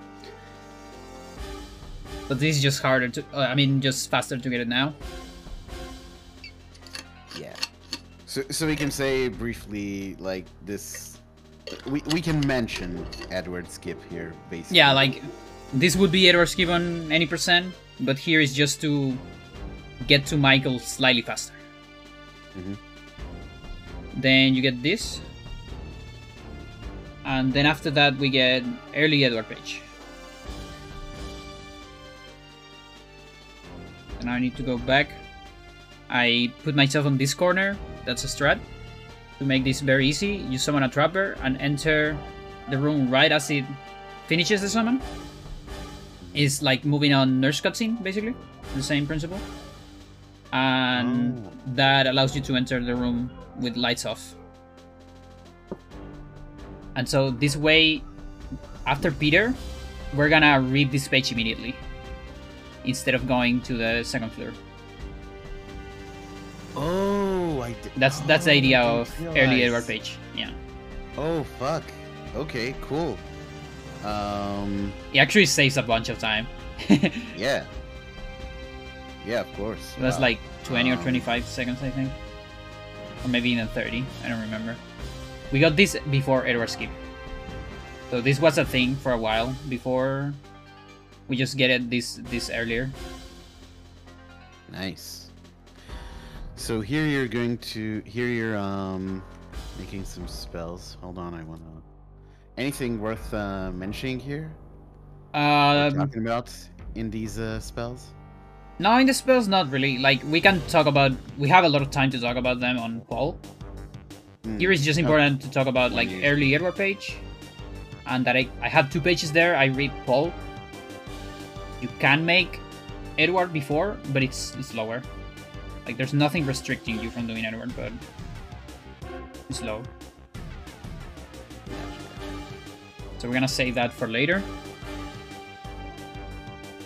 And yeah, here is just Paul talking about Paul, about his life, about his love, his interest.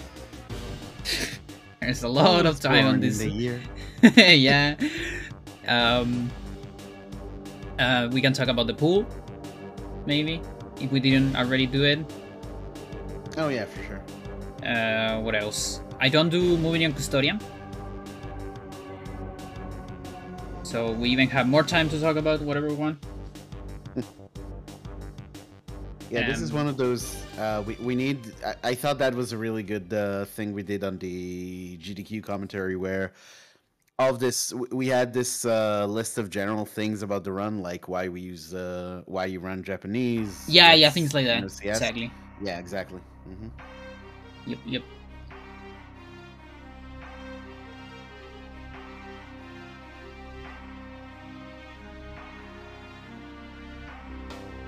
Okay.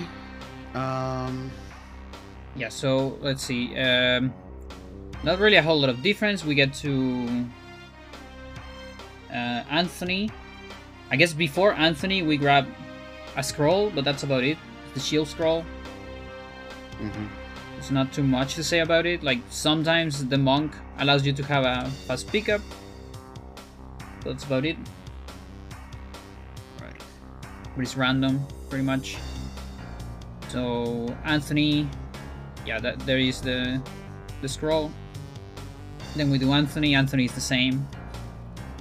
And then upstairs we get the music sheet, because we actually need to get 5 circle. Oh yeah.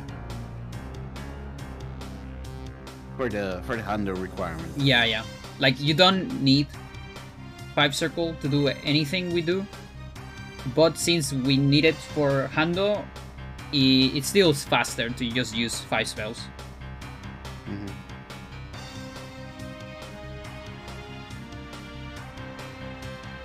So here's the same, just me failing this trick as I usually do. The frame perfect trick. That's actually something I might want to pick up Kaz's notes, because there's some stuff in here that he explained that I never went too deep into, and this trick is one of them.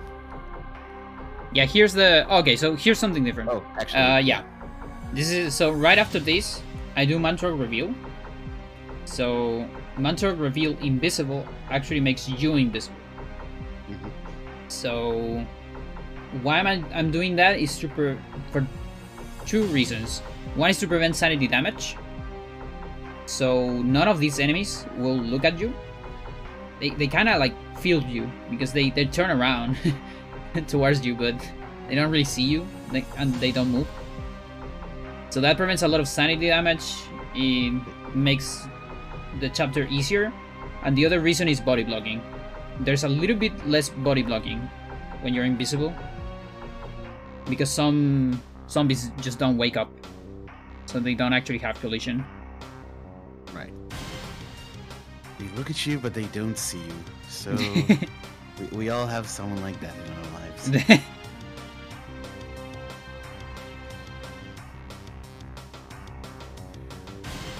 Oh, yeah, and there I have a strat that is very fast, but I forgot it. Fair enough. Yeah, also makes that horror always kill, or almost always kill the blue horror without the sneak strat, so it's also faster and more safer for later. Yeah. On Hando, we actually really want one horror to die, because we're gonna do moving in dire cutscene with a trapper, and that's dangerous if there's two horrors.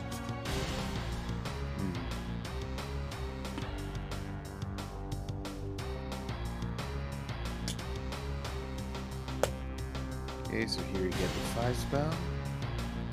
Yeah, we do the organ, and we're gonna get it later. Yeah, just like the beginner route. Yeah. And we don't do spells immediately. We can talk about the circle anyways from this point, or close to this point. You know, like Paragon, increasing your power and all that. Oh, yeah. I do the spells later because of I still don't have Paragon. Gotcha. Alright, cool.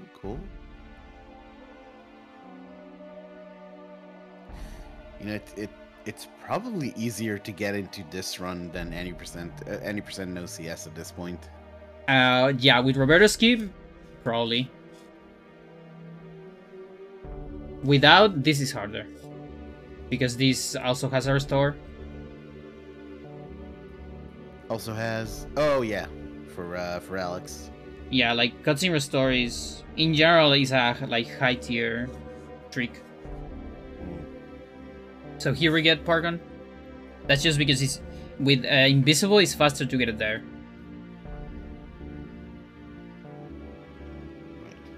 And then here is moving on dire cutscene. So you summon a trapper.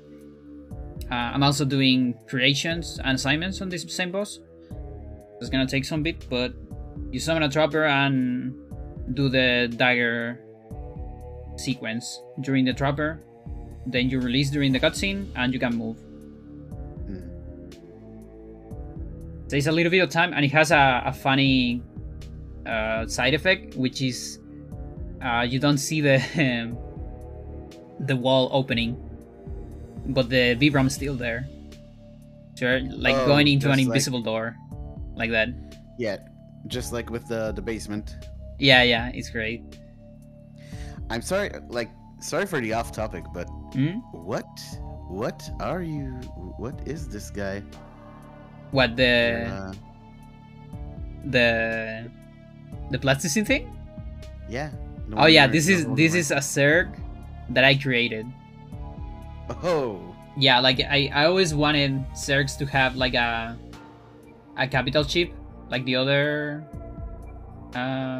races. So I like just kind of yeah. So it's kind of like a flying Ultralix, sort of. Oh, that's cool. And he has like a butt, like a important, like a bee butt, you know, like kind of like an insect, sort of. that big insect butt. That's great. I think the Ultralisks are actually my favorite Zergs.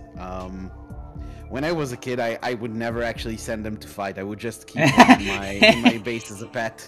I would never want to see them die. They were so amazing. They were also my favorite fucking unit. It's an Ultralist. Yeah, they're cool guys. And that's a cool guy too. Or girl, or non-binary. Any sort of and anyone can fly a capital warship. Don't let society tell you otherwise. In case of Sir, be a capital. Yeah, definitely. They're such a good building. Yeah.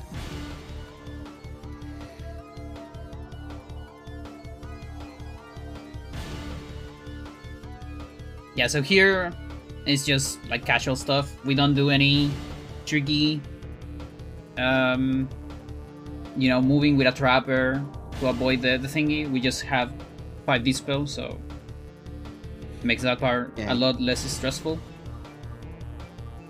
I guess that's the thing with a lot of hundo categories. They tend to just have less tech because you just have to do more of the.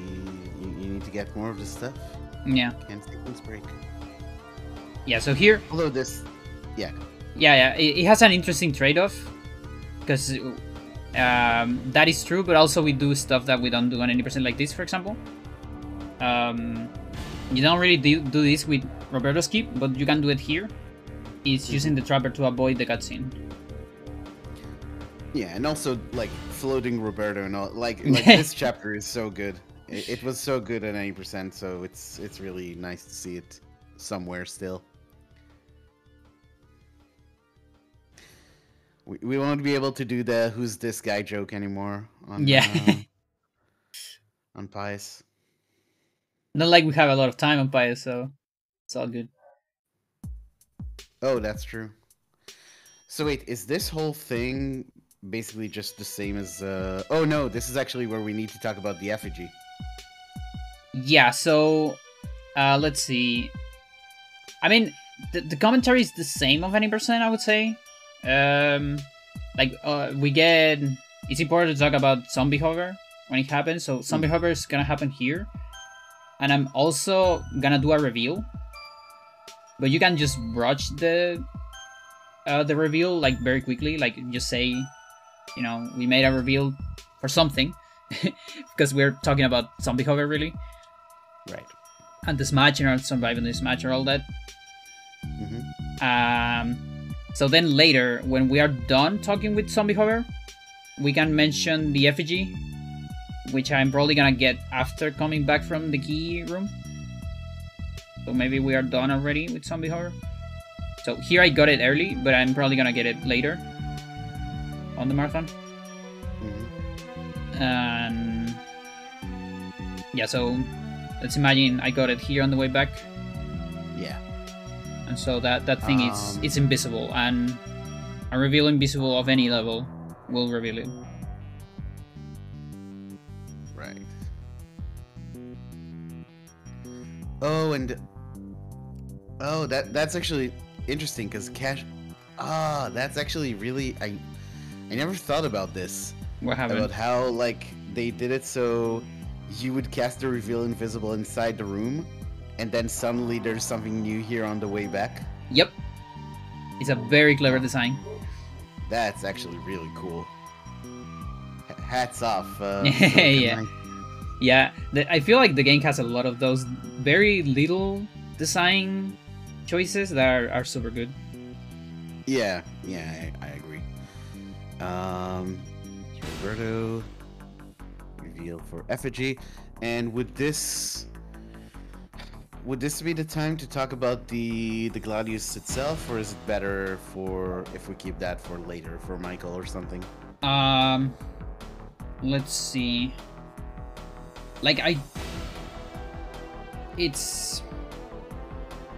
feel in terms of when you're talking about stuff, it's probably on Michael because it's when it happens, but in terms of pace, I feel like we don't have enough time in Michael. And there's actually a lot of like dead time here on Roberto on some places. So I guess we can like talk a little bit here and then just actually when we get the Enchanted Gladius, you know, mention it again. Like, oh, we finally got this broken item we were talking about before. Because there's too much tech on Michael. That's the thing. And Alex is very short too. Because no Enga. But yeah, we can probably like talk a little bit here and probably just complete later. Yeah, that sounds like a plan. And we don't even need to explain that much about the Enchanted Gladius. Like, about how it functions, we can do that during Pious. Because people will see it. I mean, yeah. The flying sword. Yeah. I'm thinking it's like a surprise. Yeah. Basically just say there's going to be a puzzle later in the game that allows us to get a special weapon. Yeah. To complete that puzzle, we need these effigies. Something on that level, just very basic.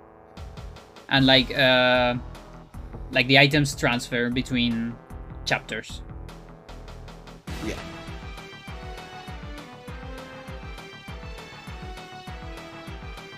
So then here is something like we can mention it again. We probably already said that you don't get gravity with zombie hover, but here we emphasize it more because of the the whole bridge sequence and this part too.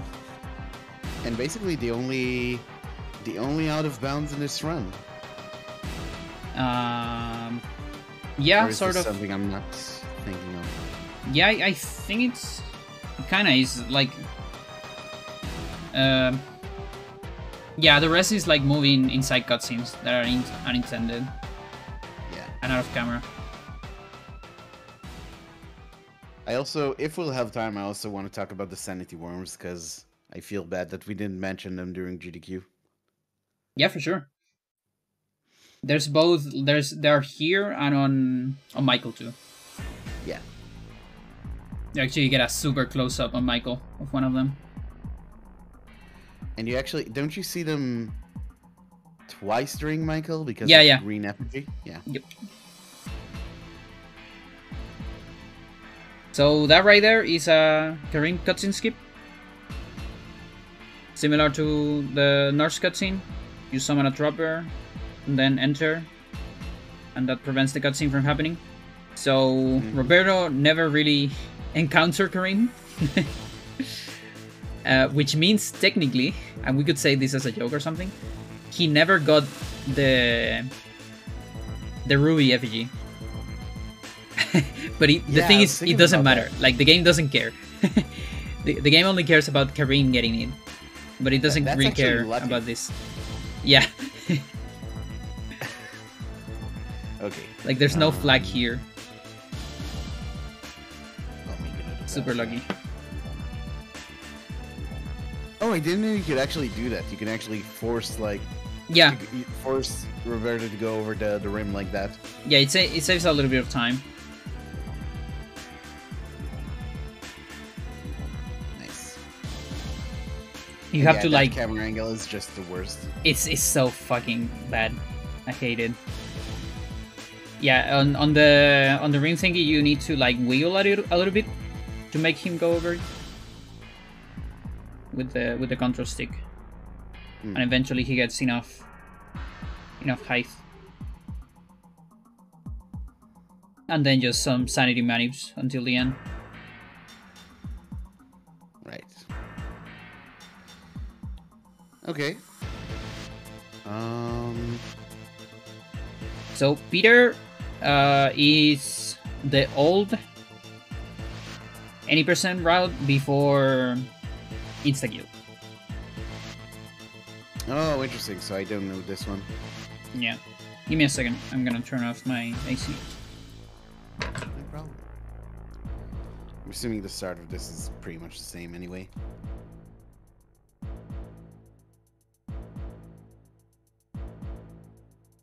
Girl. Yes, girl.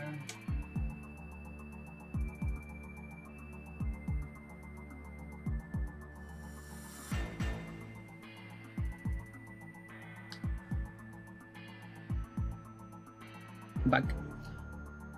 Yeah, so the beginning is the same. Except no save. We don't need a save file.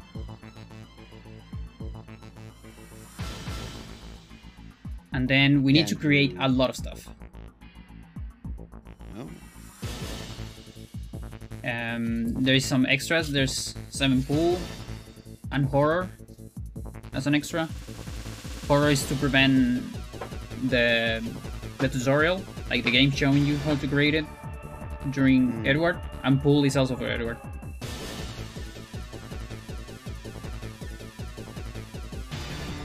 So even though we're never gonna use horror, we need to create it just to save time. Right.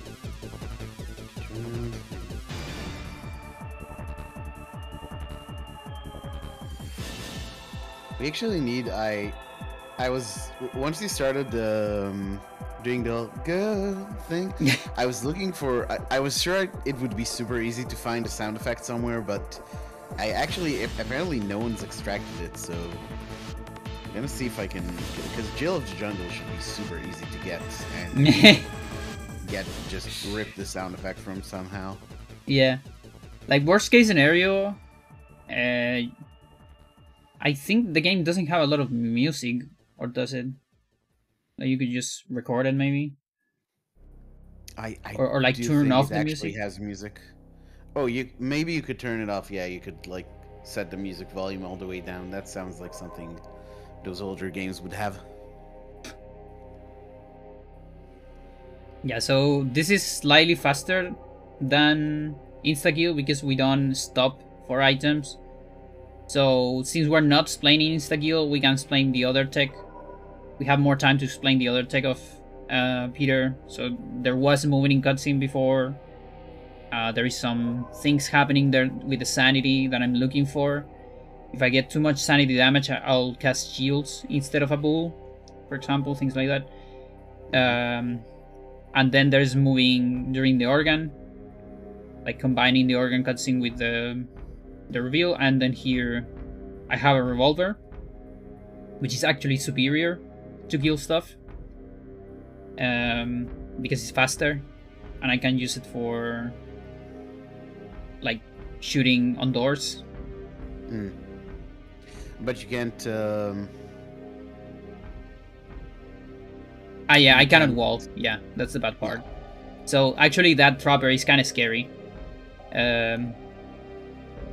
Like you can get it without, without sneaking, but it can be scary. Like here, I sneak because it was a good run. I would never. That sounds like the silliest thing you can do. Yeah, it's like 0.5 seconds maybe. Or possibly 40. Imagine a run this long getting to that level of optimization. Yeah, so there I need to grab attack. If you want, you can remind me that one too. I usually don't forget that one, but just in case. And better to do it. Yeah. So we need to get attack, but we're not gonna use it. We're going to do something else here. So this is something you can do on Uyaoth and Sarota, but not on Chaturga. Because Chaturga has a very thick and strong force field in the back. So you just run to the back, go through the leg. Then here, just a little delay there that I need to do so that doesn't hit me. And then we summon a zombie. Is this kind of like Silver Skip or something like that? Same technology. This got discovered just right after, or I'm like close to Silver Skip. Seems a lot more consistent though. Is that because the wall is It's a weird trick. Like it is very consistent, but sometimes it can betray you. Oh really? Yep. Like suck. I actually like have a different strat before where I do it more. Is the strat there on the center? It's very consistent for first tries. But if you don't get first try, it's over kinda. Like it's very hard to make it work on a second try. So in the past I used to do a corner strat, and in the corner is very bad for first tries, but it's a little bit more consistent for second tries. So if you don't get the first try, you can get the second, but then if you fail the second, you're losing more time and so on, you know. So I ended up just doing this one. and you can always save before the Black Guardian. You're still saving time compared to a normal fight.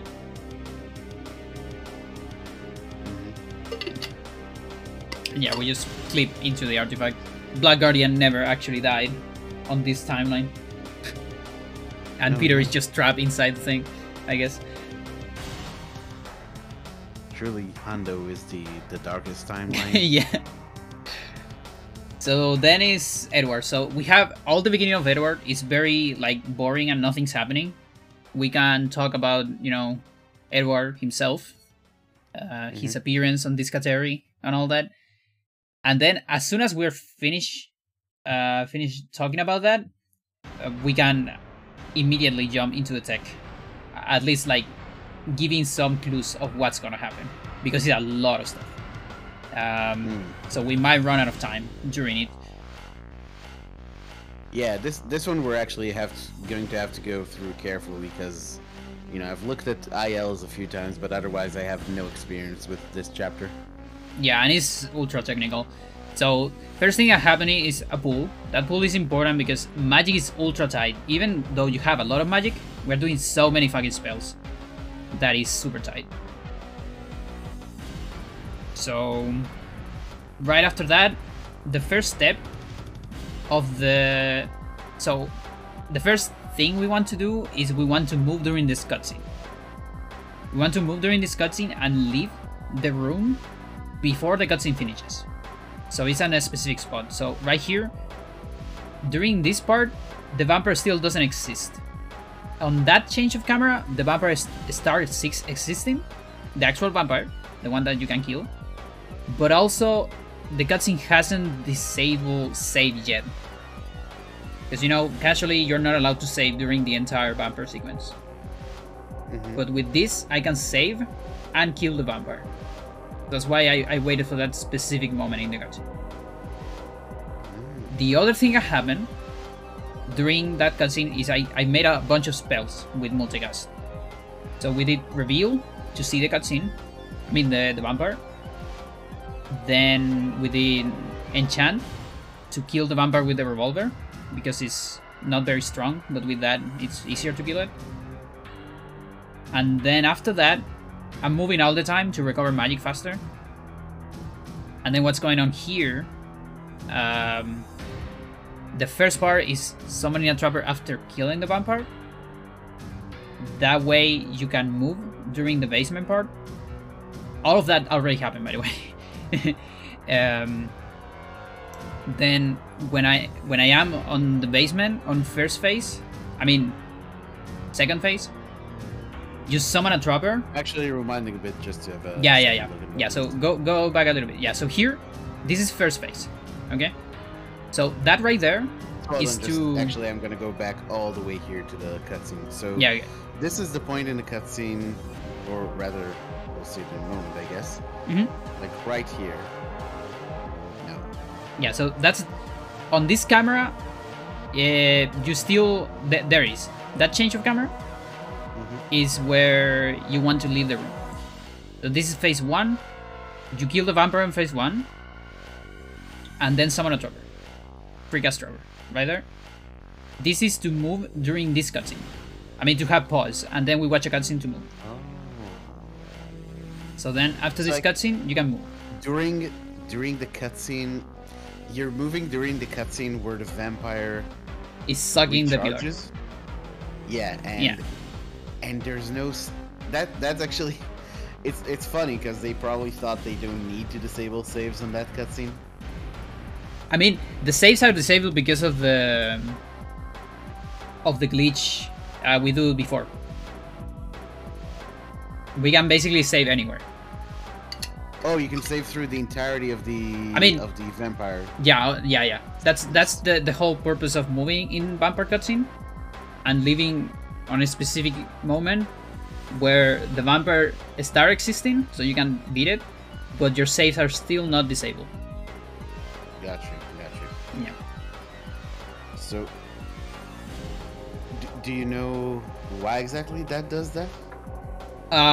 Like, you get a cutscene, the developer said, let's disable saves after when this cutscene is over, You leave Oh, before in that memory happens. zone. It's a flag, yeah.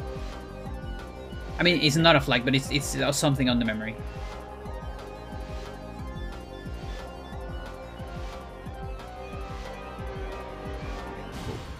All right.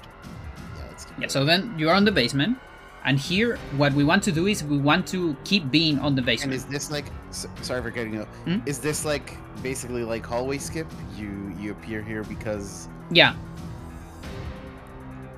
Yeah, like it's your character is always on cutscenes, but immovable. It cannot Yeah, move, we but can use the same this we can. explanation. Yeah. So here I want to preserve Edward in the basement, so you summon a trapper. So when the basement cutscene ends, it transfers the trapper up instead of Edward.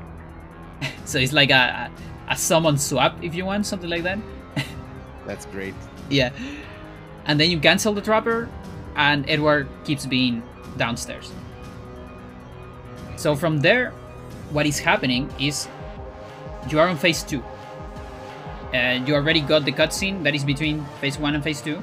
So basically what you need to do normally is you need to wait a minute for the next phase to start.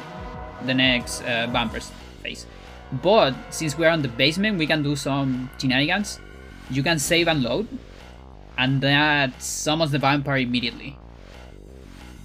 And it summons it with 0 HP. So it's 1 hit away from dying. And so that way you can get a super fast second phase.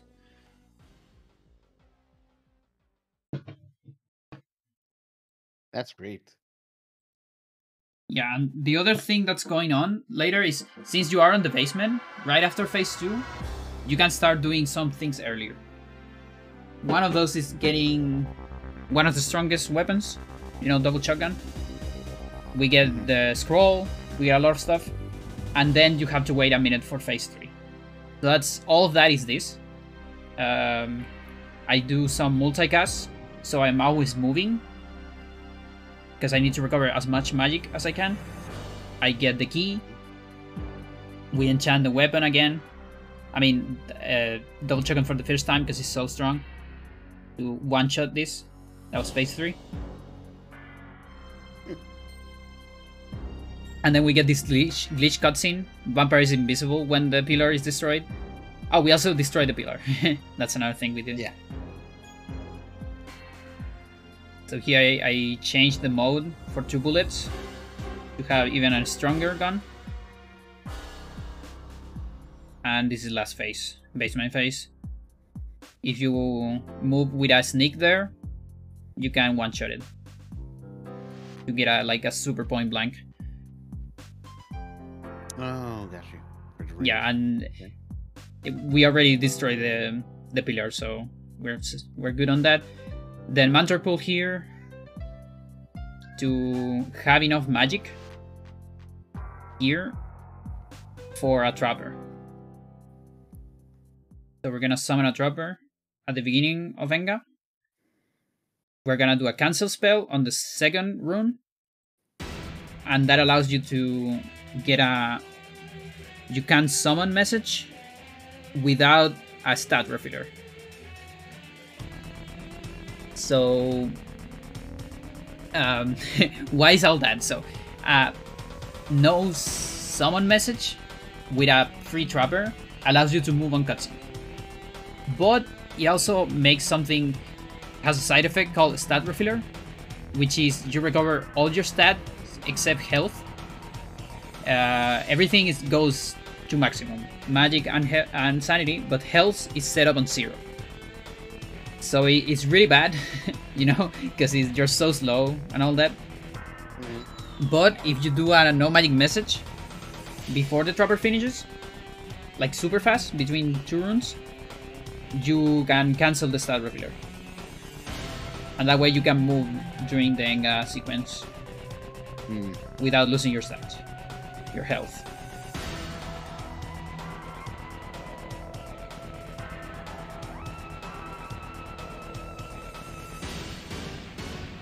Okay. So then, And we were saying this is pretty technical. yeah, no, it's crazy. We're barely gonna have, like, we're gonna have some rest time here on Enga, but we're probably still going to be talking about some stuff. So here for number 9, the first thing that happens is here you go back to cancel that spell. The Guardian is doing a damage field, and it's just faster to leave the room to cancel it. Then you do an attack to kill trappers and move the Guardian because it body blocks you.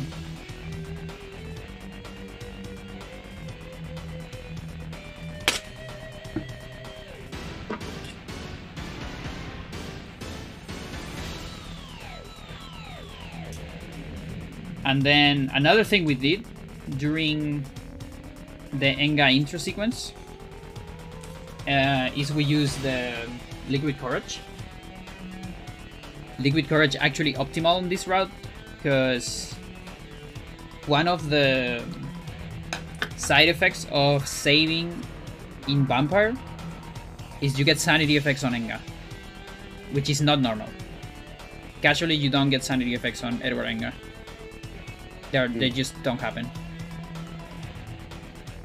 But with this, they can happen. So we're using the Mantra Pool and the Liquid Courage to always be over 50%.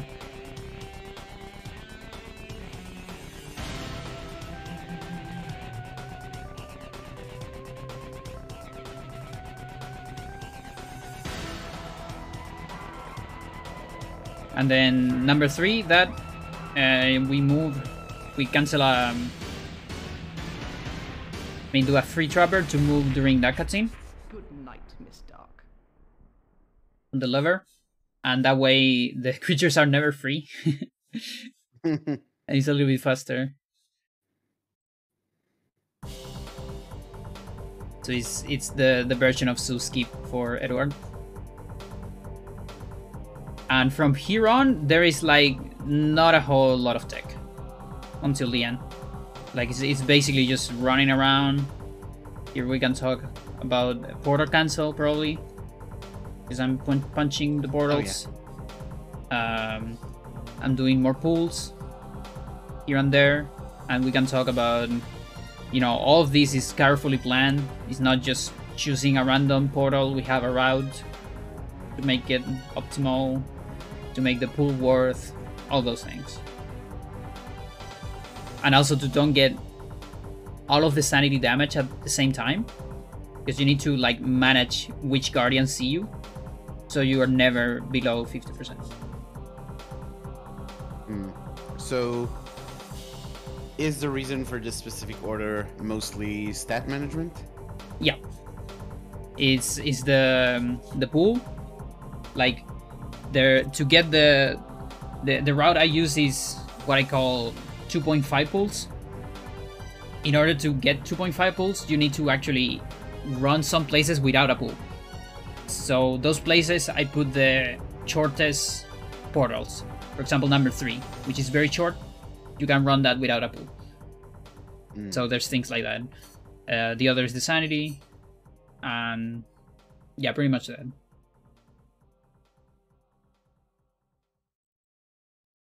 Cool. Just scrolling through this to see if anything else comes up. Yeah, you can skip a lot of this. You can mention some target running again if it happens on the trappers. And there's a lot of time. There's those hordes that fight each other.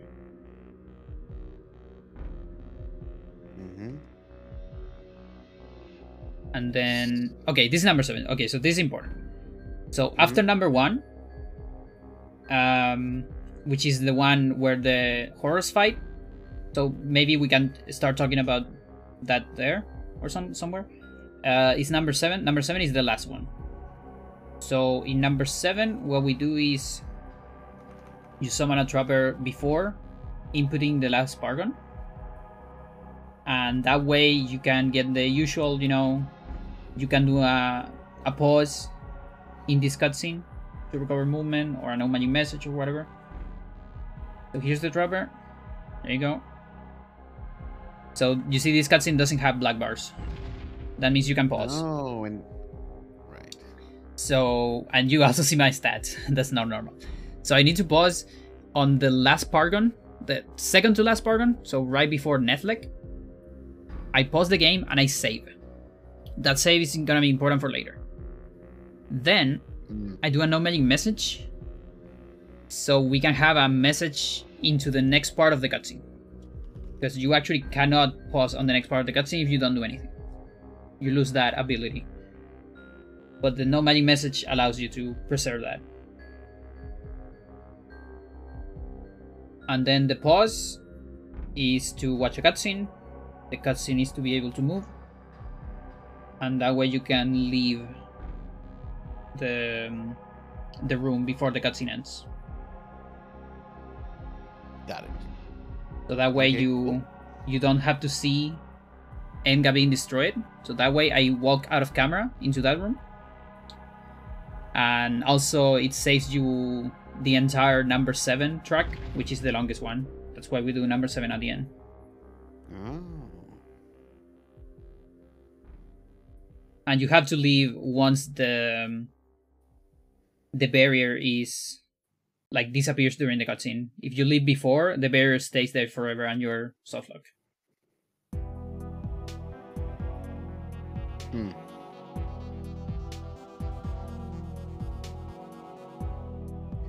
Wait, hold on. I'm gonna make sure I know which one you mean.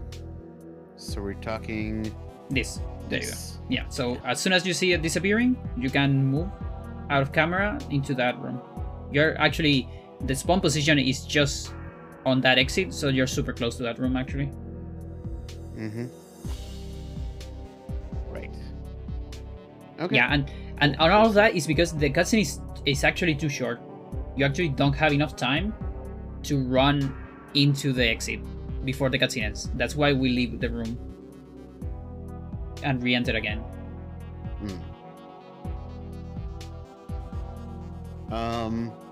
Pausing again for Mhm. 2 reasons. One, I want to get myself a drink, but also, what is that? That looks very fancy. This is a platform. It's a space platform with a Zerg base. Oh yeah, I thought that was probably like the creep carapace or whatever Yeah. they call it. Yeah, it's the creep, and it has like all Zerg structures and like an antenna, just like with parasites. That's great. I also That's just saw Freya jumping on the desk Yeah. from off screen. Actually, she's so needy. I think I'm gonna change her food. I'll be back. Yeah, I'll. This is a good time for a break then. Let's do a little BRB.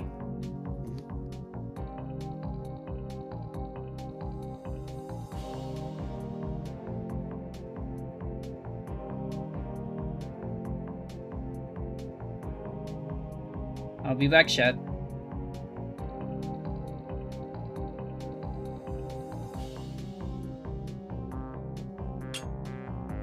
Good.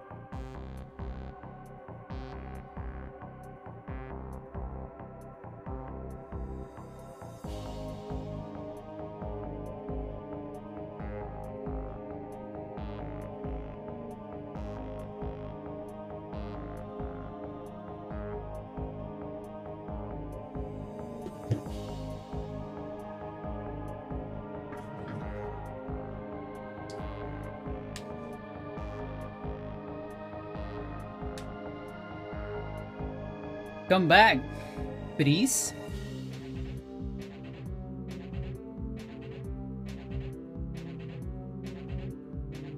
No shit. I'm back.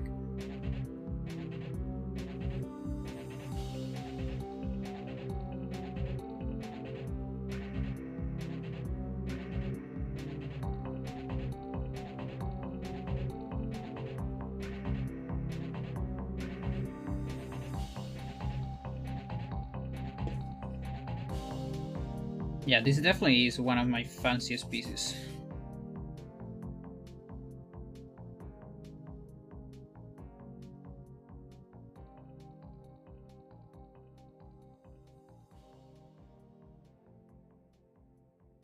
You know, I was like this concept of like space platforms. Like there were some space platforms stages in StarCraft.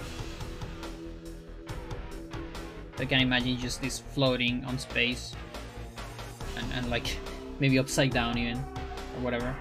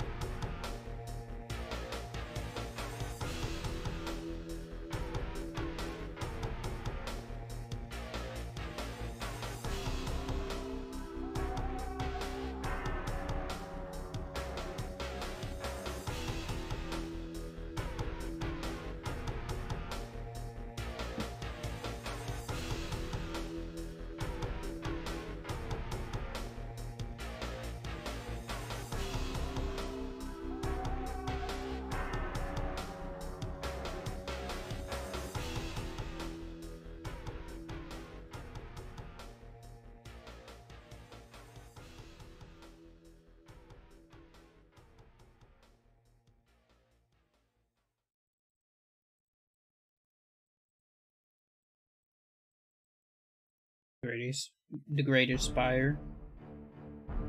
Got a little bit sad. Okay, here's the song. Let's see which one is. Dark Combat, there you go. That's the song I was talking about. So yeah, this is used on multiplayer, but it's also used on the first secret mission.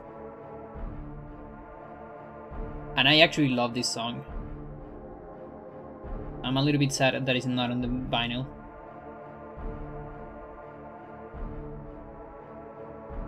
You know, I should be the one in charge of making those vinyls. Because I know about the audio quality.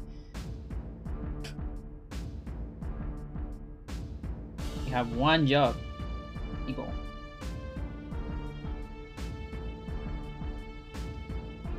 Unlike Pace too. There are all those games that like to do like soundtracks releases that don't make a whole lot of sense.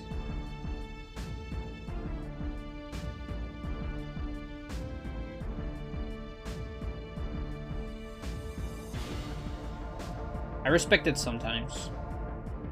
Like the one from Eric Sertre for Spelunky 2 is actually a very good composition that is completely out of place, like the order of the songs, but it works pretty well actually in terms of pace. So that one I like it. That one I respect it. I would buy a vinyl on that order, no problem. It's also not missing songs, so that's great.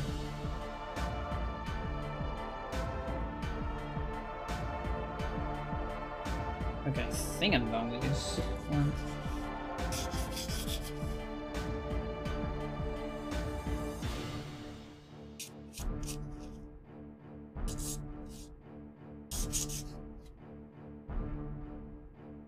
Hello. Hello, Nono. Hey. All right. Shall we continue? Yep. So, something. I think it's fine if we don't mention why are we doing that save yet. Like basically, kind of like with Instagill on any percent, we just mentioned, okay, we're doing that save in the middle of that. It's gonna be for later. We're gonna use it, and it's gonna be important.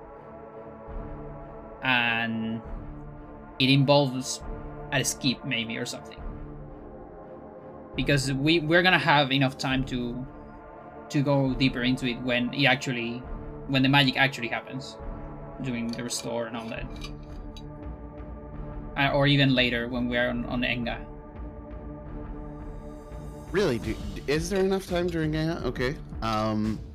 Like my thought was maybe do that actually during the latter parts of Ad Enga, because it seems like there's not a lot going on there, so you can actually just use that time. But you know, up to you. You know best. Let me see.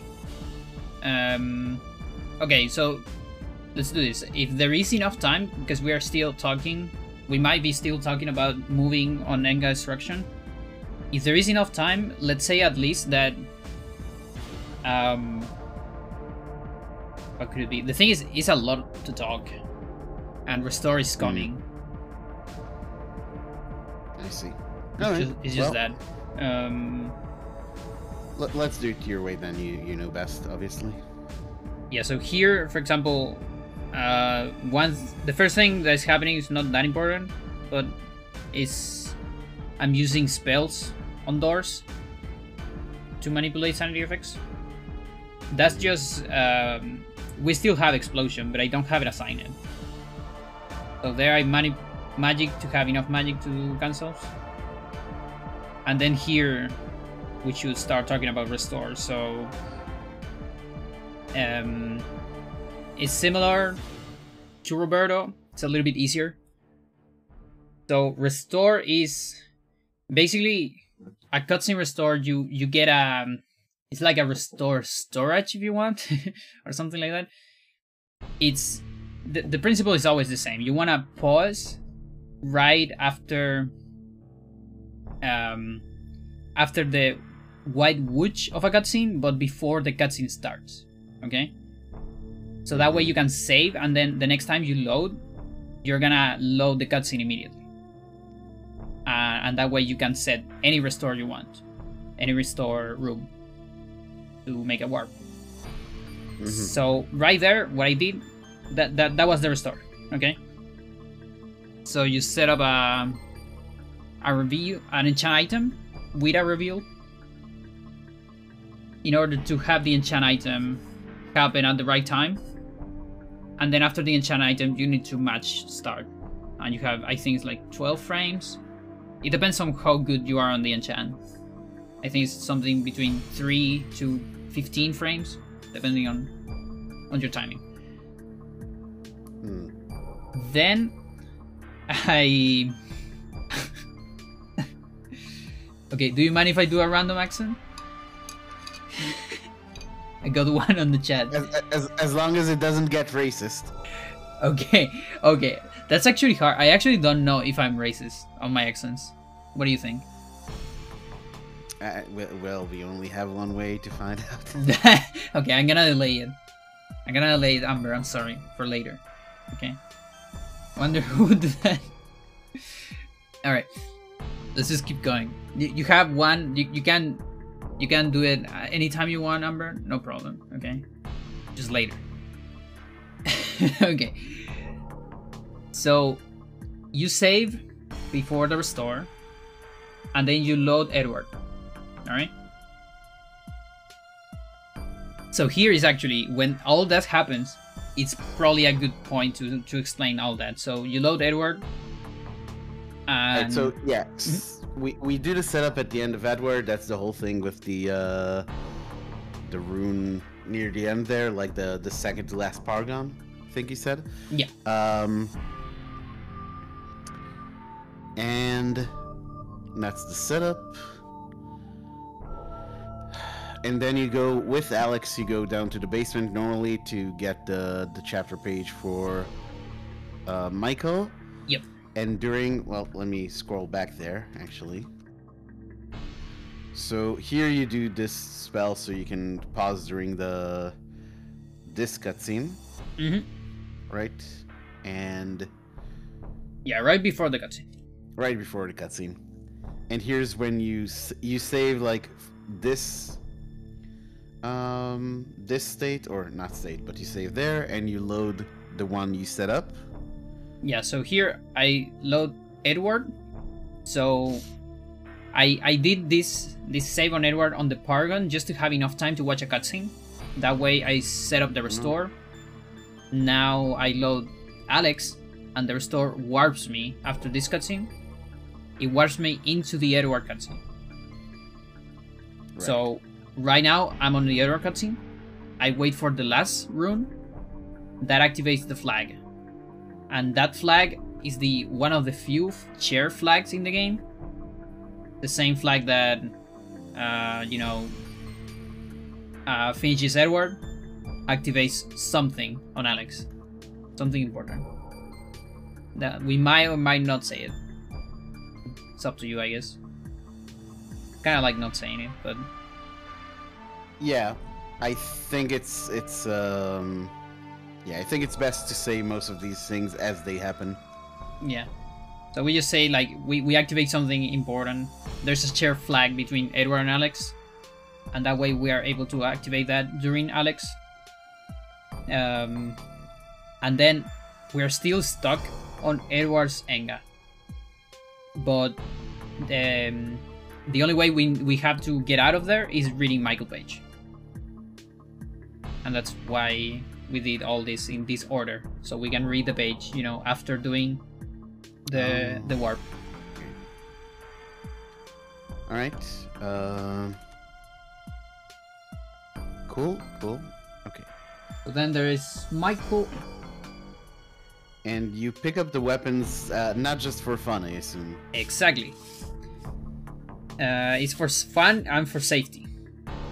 They're not technically required, but it was such a pain to make a route without them.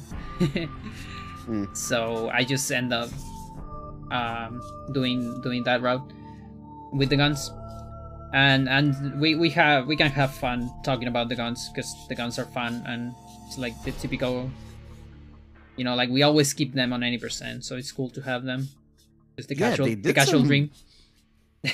They did some fucking next level weapon design for weapons that last, I don't know, that are only seen in one chapter and probably don't even get used that much.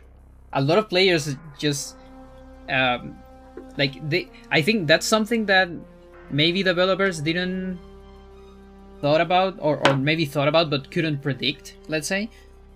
That is because of how the combat of this game works. It's very satisfying to use melee weapons, right? Because you can cut stuff.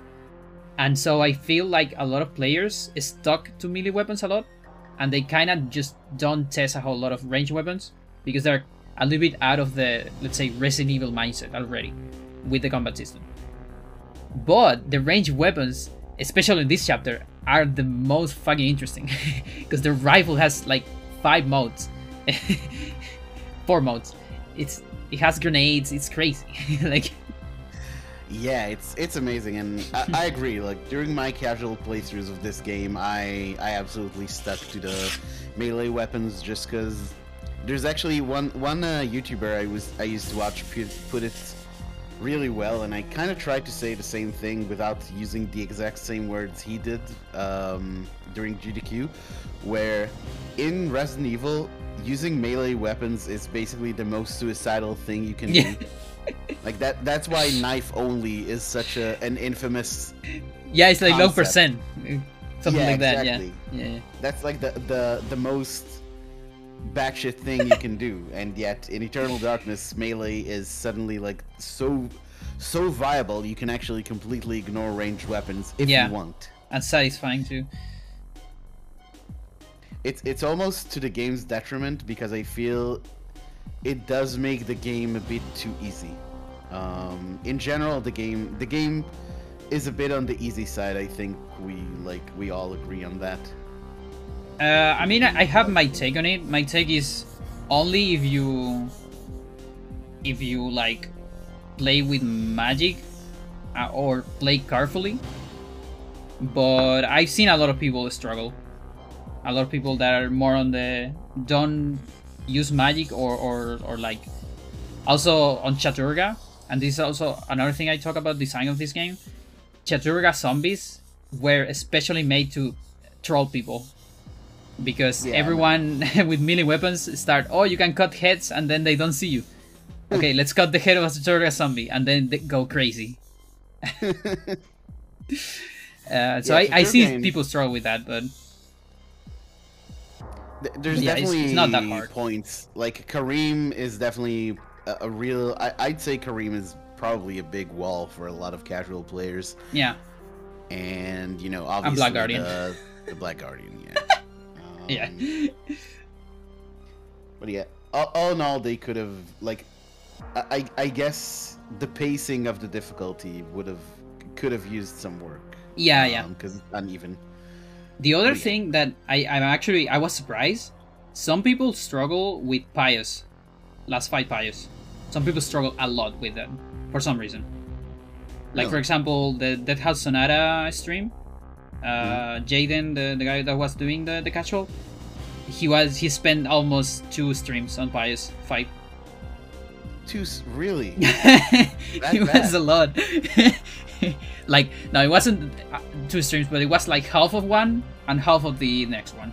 So it's like almost a full stream just on Pious fight, dying over and over, getting speed on the face.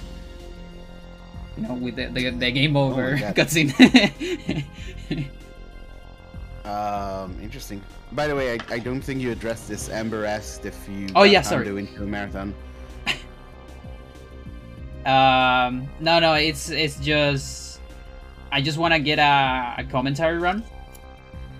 And NoNo is here helping me for submissions, like future submissions. Yeah.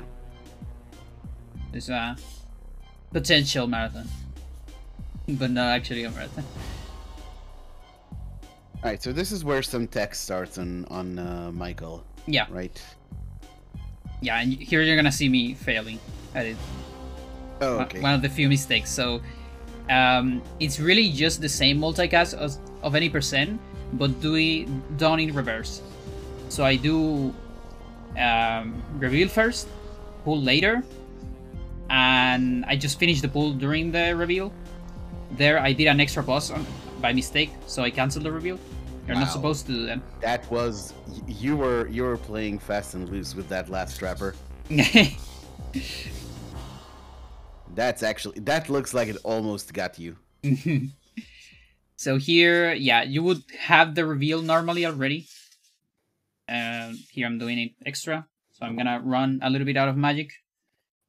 Then here you can do some manips, and normally I would have enough magic to do. Sorry to cut you off. Is this a good place to first mention multicast?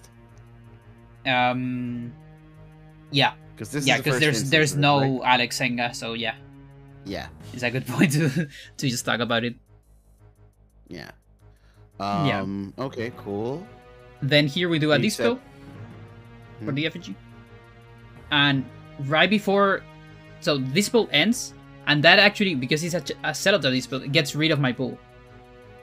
So I need to do another pull right before that cutscene to get a magic refiller. Okay, so magic refiller is when you finish a spell, runes are still on the ground, you enter a cutscene that has black bars, you recover that magic. The magic you spend on the spell. That's because Michael barely has any magic, so it's similar to, you know, doing the pull on the sanity effect. The same principle that we want to preserve as much magic as possible with Michael. Gotcha. Then I kill the trappers. Yeah, you explained this to me once why this is optimal. Yeah. Oh, for later, basically. For the effigy work. Yeah. Kill trappers for F. We obviously won't say effigy warp, but just say this is going to. Yeah, for later. And then here, this trapper is trickier than any percent. You do a free trapper, change into this gun with triple bullets to activate zombies during the summon, and then during this part I move. So I'm gonna be closer to the door. So you see I'm way closer to this door. And as you wanna be as closer as you can, depending on your movement. There's some better angles, but it depends on the camera. It's very tricky to get the perfect movement, of course. But that one was decent. And then you put the effigies, those two ones. Did you actually? Was that during the last run where you actually got this puzzle wrong? I mean, I think it was one before this. But the thing is, so the thing about this puzzle, it summons a horror every time you get it wrong, but only if there is enough space. So during the run, because the zombies are singing, you will only you just won't do anything. So it's totally fine. And yeah, here's effigy warp. So this is so trapper before the last effigy. And that gives you control here to a no magic message. You just walk through the door. No, it's a no magic message for the next part of the cutscene. I see. And then the next no magic message for pause for cinematic to move, and then you can clip right there while the collision is changing. You have a couple seconds of invisible rifle until you grab the enchanted gladius. Hold on. I think we got desynced a bit. Let's go back. So I'm now looking. I'm now exactly at the point where you're standing next to the Uliauth portrait. Yeah. All right. So you're doing the summon here. Yeah. Free trapper. Getting free trapper. And then putting the effigy.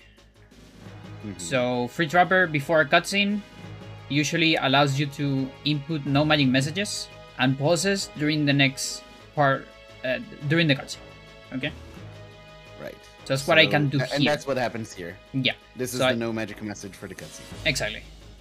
And you can actually see where Michael is during the cutscene because you see the things on the floor. He's invincible. But, this is the point at which you walk to the door and walk into the next room, right? No, I don't walk into the door. That's the cutscene. The cutscene is normally like that. Okay. Yeah. I barely noticed that there's like a tiny bit of a cutscene. Yeah. Here. Okay. Yeah. Basically, this cutscene is super long. That's why effigy warp saves time. Because you're barely warping. It's like 2 rooms, right? But it's because you're moving in the cutscene, so it ends up saving a bunch of time. Right. Okay. Cool. Yeah. Got it. I just missed that little bit of a cutscene there. Yeah. And this thing. There's the invisible rifle. Oh right. Yeah. Nice. And it's over. By the way, how do you submerge like this? Because you're not supposed to be able to do this usually. I mean, it's because during the cutscene, the collision of the thing is constantly changing. So it's like slowly going down, and you can like put yourself there to enter a little bit earlier. Gotcha. Okay, cool. Then go back, and here, usually if without my mistake, you will have enough magic for a pull here immediately. But because I got that mistake, I need to dance a little bit. Yeah, so essentially this is the same thing from any percent. Yeah. And well, one difference here is we can skip bind compared to, Roberto skip, where we have to fight, we have to gamble. Here we don't have to gamble. Oh yeah. But we need to dance a little bit.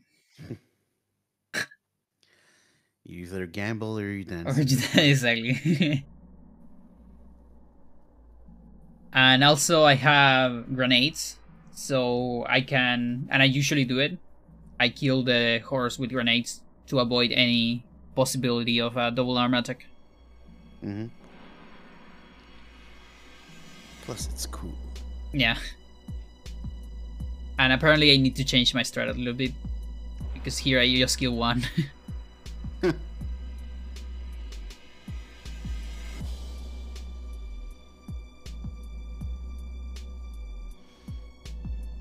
Yeah, that sanity damage ended up not being bad, but it could have been bad. Yeah, this is looking like if I was the runner here, I would be sweating. Yeah, I was sweating. And that amount of health. Yeah. I was sweating here. Look at this. Oh no, it's later. You're gonna see it later. Don't worry. So here's the same. Just multicast. Like if we didn't finish the explanation, or we want to explain more about it, or just mention it again. There's more multicast here. Some assignments too. Do you want to try? I know it's. Oh, I accidentally paused the stream instead of the video. Do you want to try the thing where there's like that very finicky trick where you can like get an enchant and get it to happen during a very specific point while going through the hallway? You know what I mean? Oh yeah, I always do it. Yeah, it's right here. So there's an auditory strat for console. You press Y when you hear Chaturga. Yeah.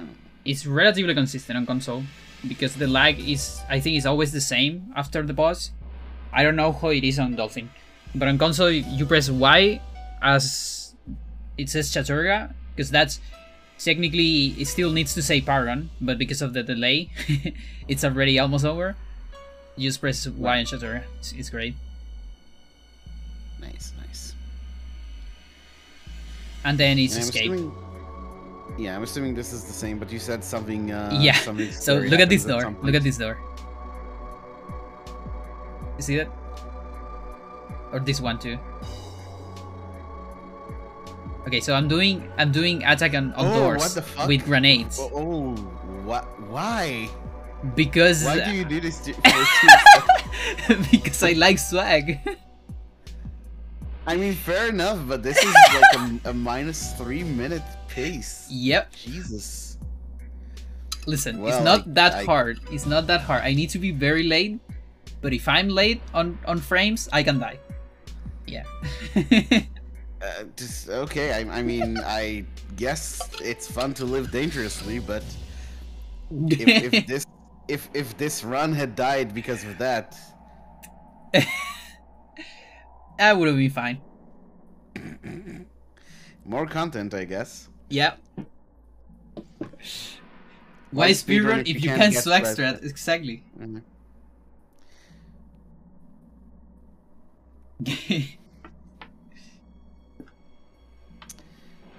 Alright, and now we are... Oh, the other important reason is so you can hear the beep beep sound of the rifle. Oh yeah. That is important. I'll concede that point. Yeah, so right, then so... Alex 12 is the same, pretty much. The only difference is we get the Enchanted Gladius. So here we already talk about, you know, skipping sanity effects, using no magic messages. So we can just repeat that very fast. And then there's the parcel, and bam, the parcel has a new weapon. So that's Enchanted Gladius. We're gonna see more of it during Pious Fight. That's all we really need to say, because then we're talking about Basement Warp. Oh yeah. That old thing. Yep. So Basement Warp's gonna happen here. And until we get to Enga, it's really just the same, Alex 12. So run a little bit out of magic there, but it's fine. So here is Alex End. And Alex End, the difference is, and here we're gonna start saying, so remember, you know, as soon as we are done with Warm War, we can say, remember all the things we did back then on you know, Edward on the restore and all that thing. Well, turns out the chair flag, the same flag that finishes Edward, is the flag that activates Pius' last portal. So by doing the restore, we transferred that flag into Alex, and now we can just go to the last fight immediately. Just like that. And it's like kind of a glitch portal room. Nice. Yeah, that skip is so cool. It's so amazing. It saves so much time. Yeah. Like, I know ad skip is faster, but this is kind of cooler in a way, just because you actually get here, like, you see what you're skipping, you know what I mean? Yeah, yeah, exactly. Yeah, and it's still a long, like, Alex Senga is like 10 minutes maybe. Yeah. So it's still some big time. And yeah, so here in the fight, same things we talked last time, plus Enchanted Gladius. And actually, we don't need to talk about the shotgun, so just Enchanted Gladius. And mention that if I pause, I can crash the game. Because I have so many extra items. Oh, yeah. All the items we didn't use, like the artifacts, can crash here. Right. And we still got the shotgun because it's required for Hando.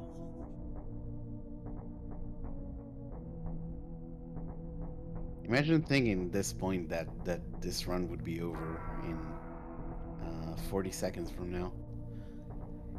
Because the pace looks good, but it ended up being even better. Yeah.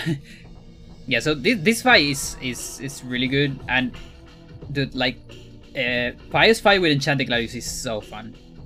Like on speedrun too. Like you do all these things, like you hit here, you try to guess immediately where the next one is gonna be. You know, you actually don't want a fast artifact sometimes, because you're guessing for a bad artifact. Like here, for example, I guess for a bad artifact, and things like that. And then you want to be far away from Pius instead of close, so you can throw just match A. Oh wait, I was confused. I thought this is a 151-10. This is a 151-50. Yeah. Sorry, And so there's just spam. If Pius does a shield, takes more time, but also gets to show, like, if it happens on a marathon, it's still fun because it gets to show rapid attack cancel. Because when Pius has a shield, you can match Ace ultra fast on the shields, and it's crazy how fast it is. Nice. Well, it is finally over, my dear. Okay, I think that's actually not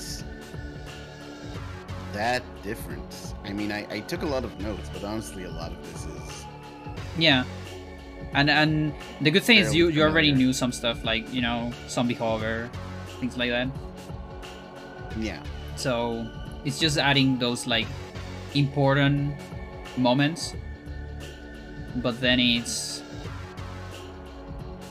like, yeah, you already know a lot about the game, so... Oh no, I didn't think it would do that. It's showing our Discord chats. Yeah, but don't worry, I got rid of it. all of the gossiping we're doing. Oh shit. Behind the scenes. We're gonna get cancelled.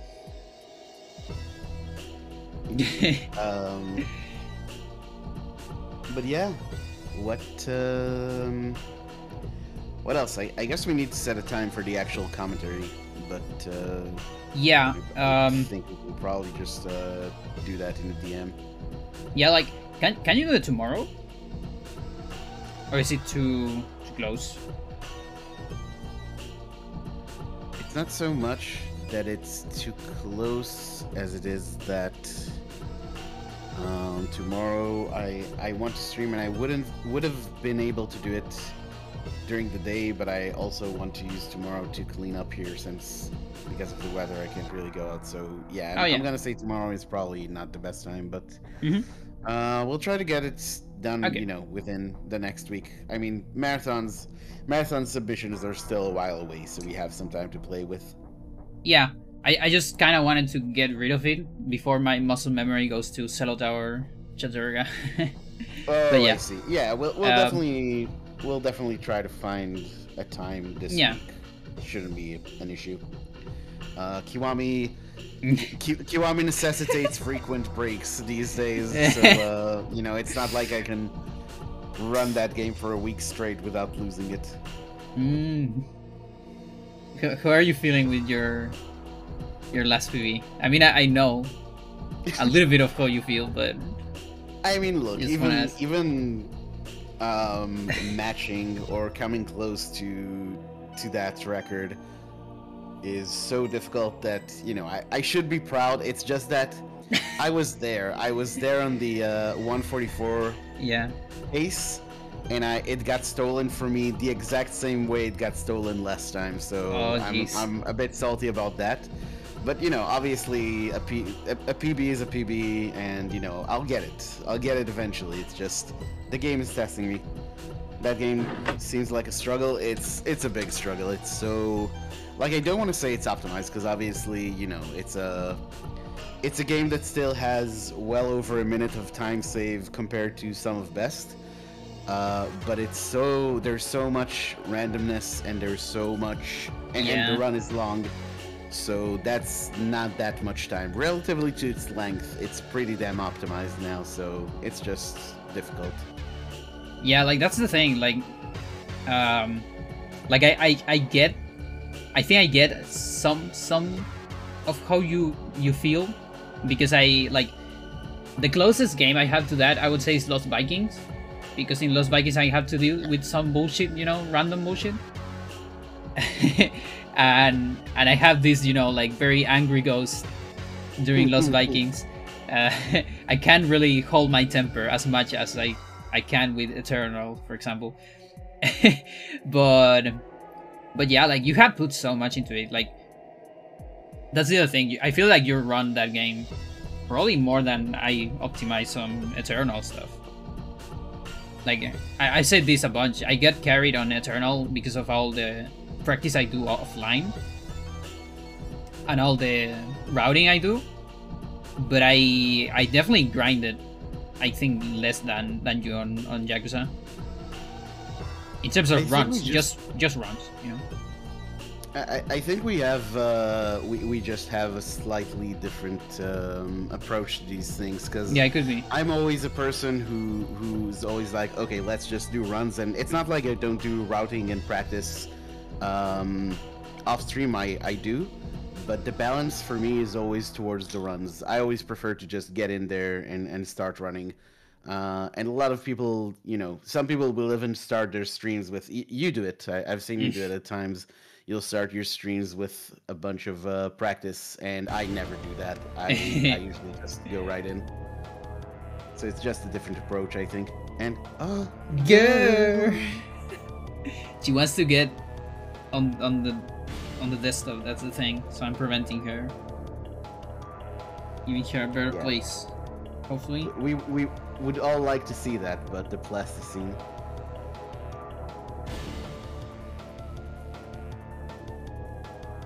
Yeah, you're destroying my clothes. You enjoy that? She's got to destroy something.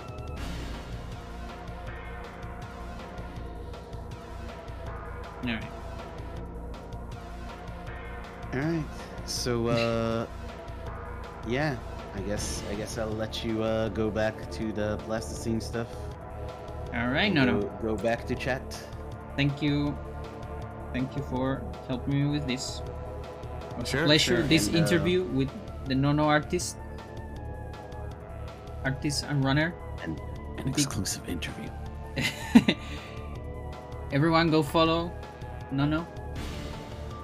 It's Twitch. Do that. Twitch.tv /BigNoNo.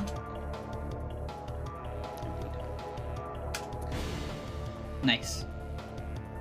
Alright. Alright, cool. So bye-bye. I'll go back to being a chatter then. Bye. See ya.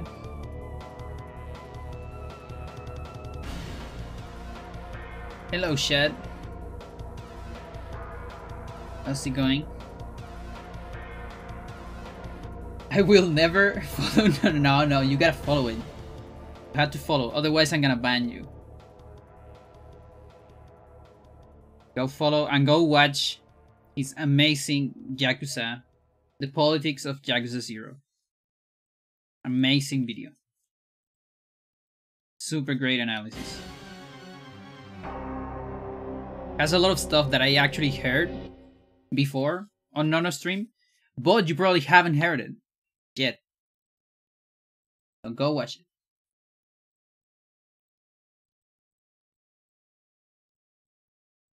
And we finish another soundtrack. Alright. Let's see. Killer Instinct, maybe?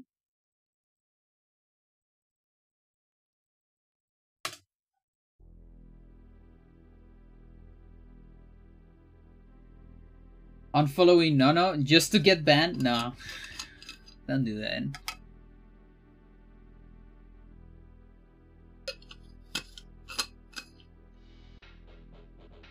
Oh, this thing's so quiet. Yeah, can you hear that? Didn't notice my version of the soundtrack was so quiet. But how about now? Because I increased the thing a little bit. Just barely. Because otherwise I can put it on YouTube.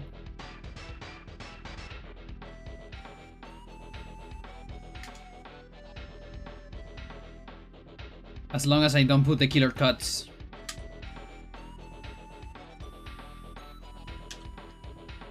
I don't like that album at all. It didn't change? Jesus. Yeah, I probably need to get rid of this version I have on my PC. This is pretty bad. Let's see. Killer Instinct. SNES. This is SNESy.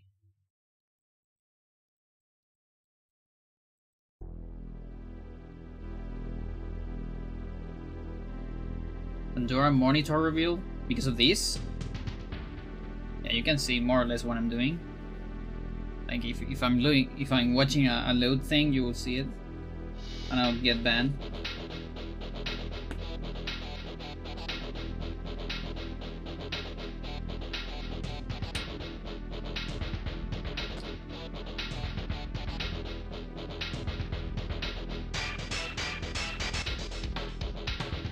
You won't tell? That's fine. That's good. Because that's how it works. Someone has to tell. It's not like the algorithm can recognize boas. I think.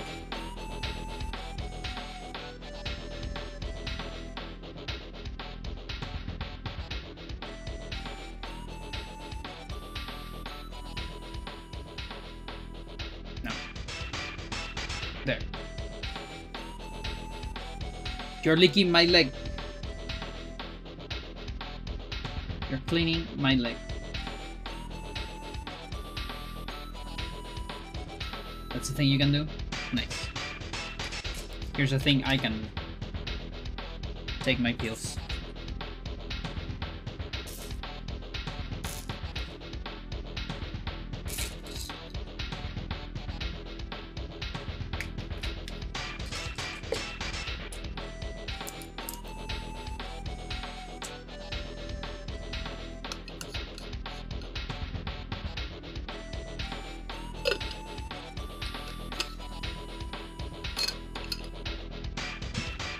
Girl.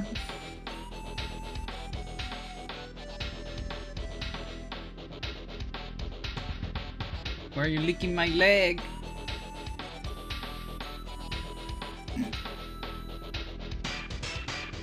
Is it too dirty? Are you cleaning me?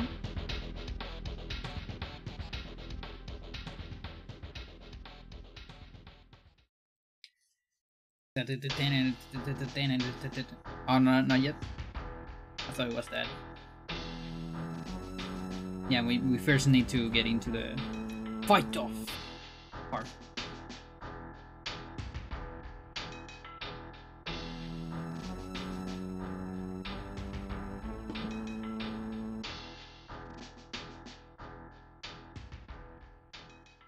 Can't wait. She's probably gonna attack one of my figurines. I can feel it. Just waiting for the correct moment.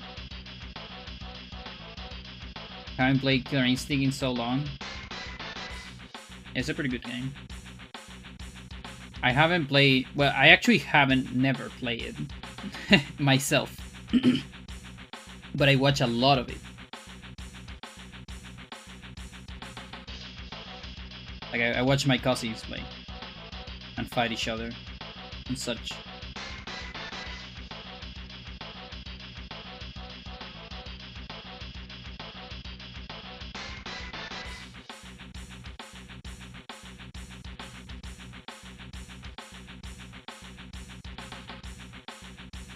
Booty. What do you want this?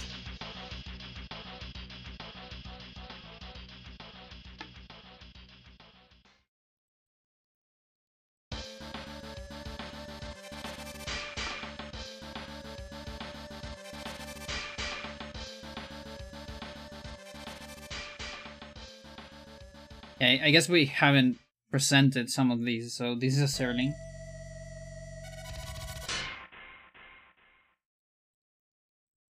Upside down, and that's normal. Then we have some Scourges.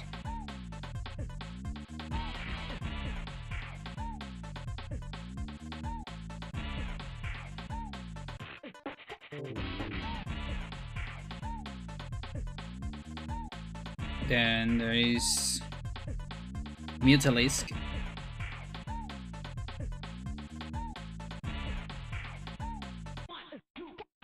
DJ.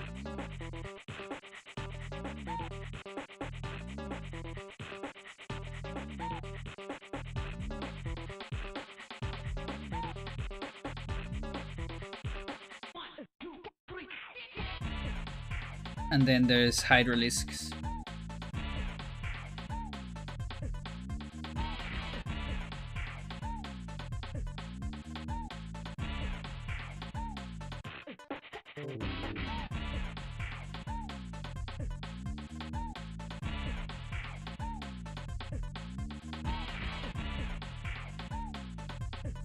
I show a little bit of the Ultralisk before. DJ.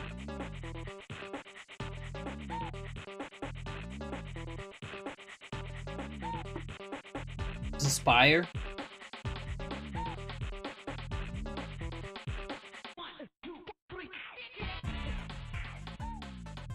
And yeah, I showed this before. This is my capital ship, kind of a flying Ultralisk. It has like a beak, so it's a little bit of a bird, I guess. And then this is one of my favorites. So these are... Oh wait, where's the other lurker? Oh, here. So this is like a normal. It's still a little bit small. Like lurkers, I think they're a little bit bigger. Just a tiny bit bigger. When you look them compared to this. But then one day I made this one, so there's this thing. I remember back then. Let's see if I can show this.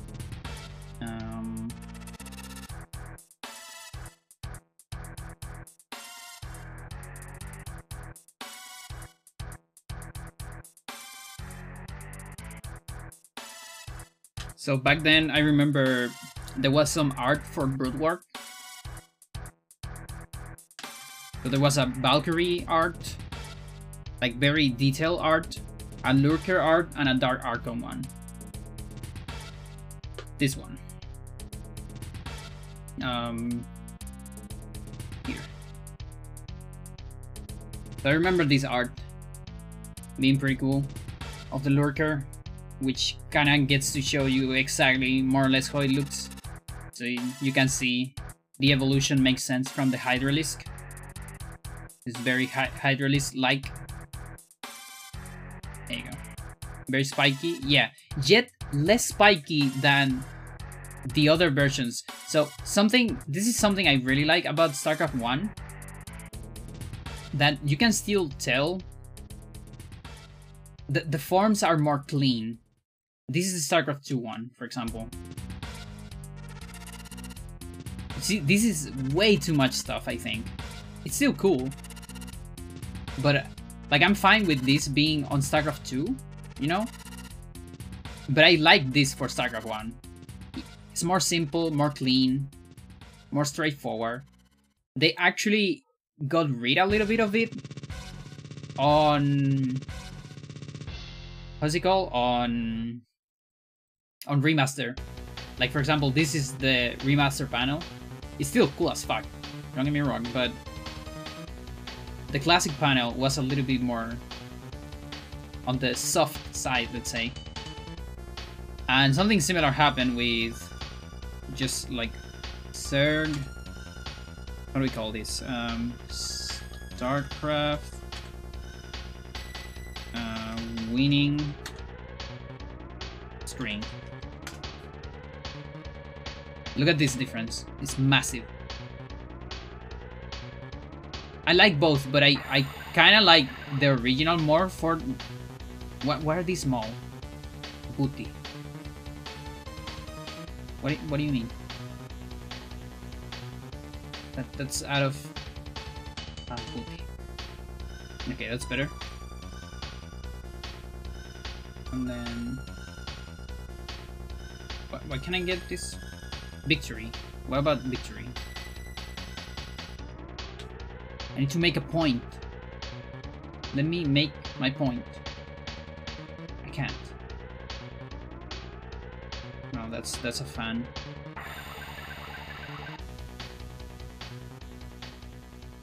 Holy shit, dude. Okay, but you can kind of see it. A little bit.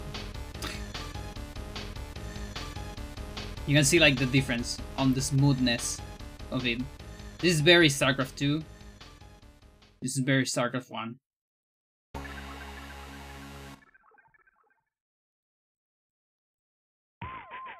And yeah, I felt like a little bit of the art got lost on remaster because of that. It's a little bit of a shame.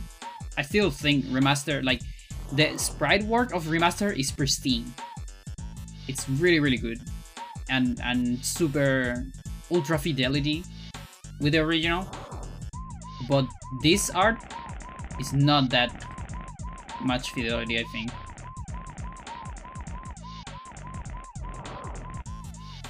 And it's all like the winning screen, the victory screens, or the losing screens. Have some of these. It's like the Jim Reiner effect. Remember the Jim Reiner effect? Same thing.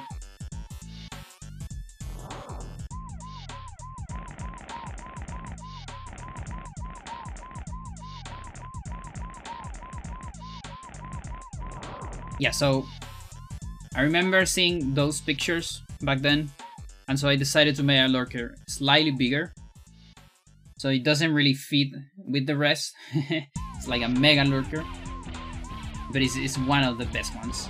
Like, I worked so hard for this one. Camera, of course, doesn't help, but it has a lot of detail. There's the head. It has the little arms, all the legs and the tail, all the spikes. You know, the intended originals, OG spikes, no extra spikes.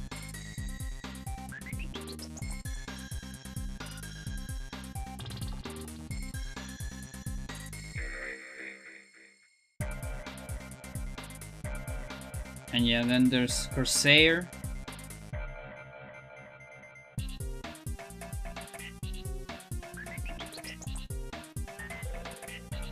Quite simple, but it has some details in like below. It has the 3 thingies, because they actually have 3. That's something I also saw from one of the pictures, the artworks. I always thought for a while that they only have 2 of those, but they have 3. Then the Scout, never to be used on a match, except the last ASL where they actually got used, which is the equivalent of like seeing like a Kirby on a top 8 on Smash on Melee. Something like that. They got their time exactly. After all these years. Pro match with Scouts. No one could believe it.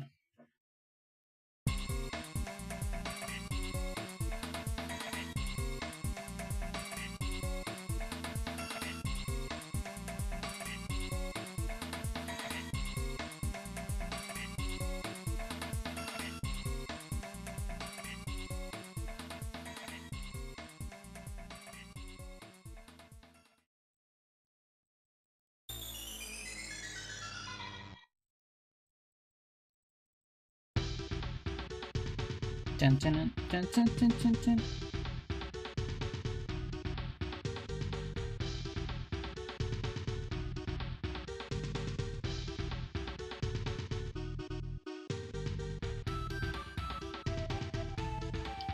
Now you might be wondering what the fuck is this? Oh, this before that. I already showed this, but yeah, this is a platform. This is a space platform. You know, floating around and all that. And it has a Cirque base. I think every Cirque structure is here, except Nidus Canal, now that I think about it. And maybe Spore Colony, yeah. It's missing those. Yeah, this is just a Cirque base. It's a miniature, like this base, these structures are much smaller on scale. So I can just feed it here.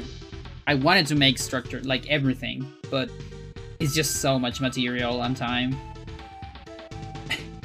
What is this? Okay, this was just on the same box, but this has nothing to do with StarCraft. This is one of my oldest fucking pieces ever. It's completely like destroyed. So it used to be like landscape, I guess. You know, there's like plains, there's a river. There was something here. I don't know what. Maybe a mountain that just got out of the cardboard. This used to be mountains. This I can tell because this is light blue with white on top, but they got crutch. These are crutch mountains. It's a crater? Yeah, I guess. These were probably trees at some point? I don't know. And there was a penguin somewhere. I have it on another box. But I remember there was a penguin. That was like the Mario penguins. Well, not really, actually. Like, it was inspired on that, but it didn't really look like the Mario penguins.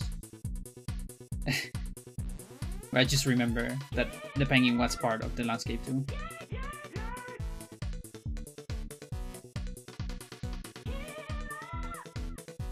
Yeah, you're...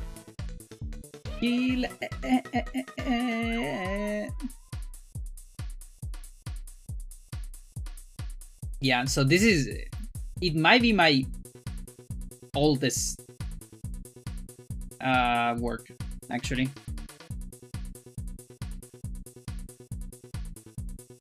That's why it's so destroyed. It's what I could say from it.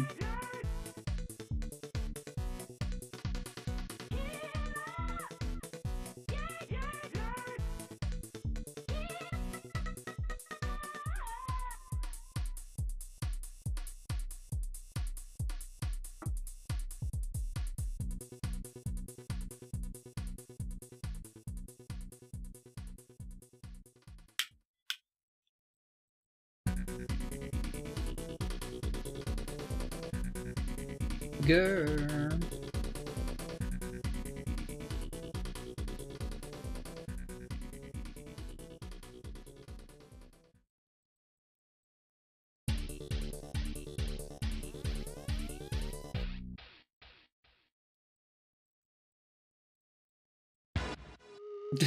And now she's cleaning my arm.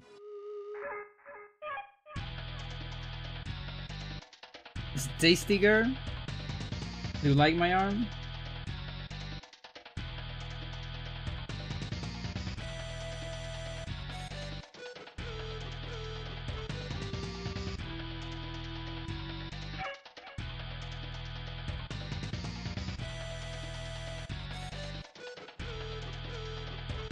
Yeah, these dragoons are missing something. They're missing, like the... This is kind of an anchor. Like, you can actually see it on the sprite when you see dragoons on this position. They actually have something below the legs. Like, down here. Down there, more or less. Which is a thing that is constantly spinning. And they stop spinning when they start attacking. Like they put themselves in place. I think it's an anchor or something like that. That they just put into the ground or something. So they can like go into like cannon mode and don't get moved while they attack.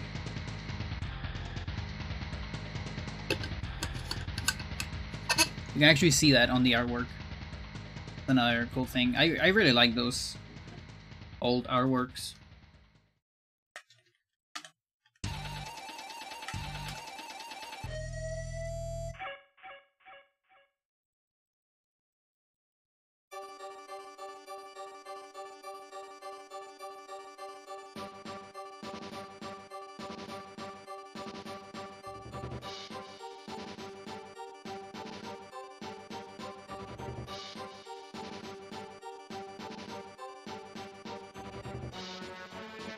It's a little bit invisible here. You can't really see it. But it's supposed to have a little something below the legs.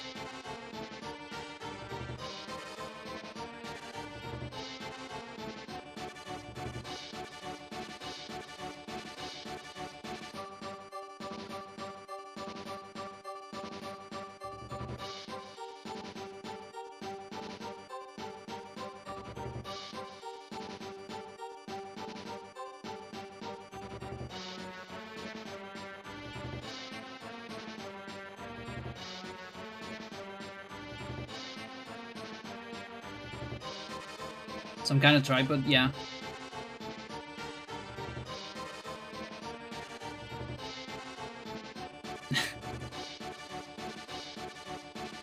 I guess on the StarCraft 2 version, so you can see it better.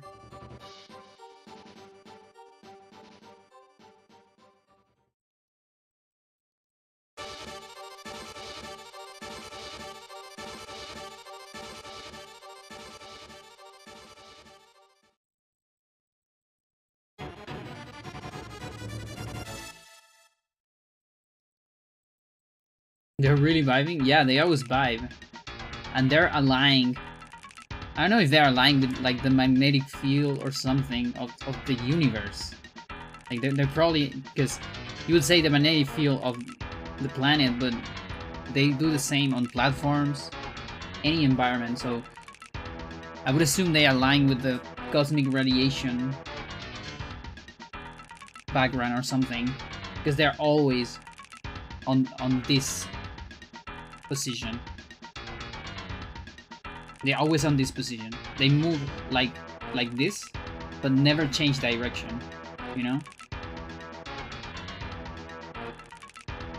You'll never see a dragoon change direction.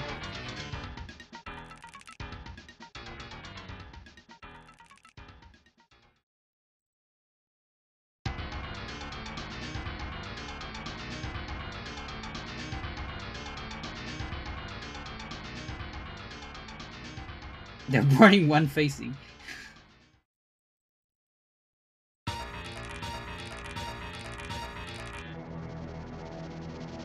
Yeah, the thing is they probably like You know what dragoons are? Dragoons are zealots that died, or didn't die, but got injured in battle, and then their wretched bodies got transferred into a like exoskeleton,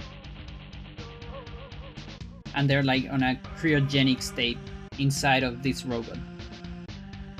So basically, these are kind of a robot, but it has a zealot inside that is like connected to a bunch of cables and stuff.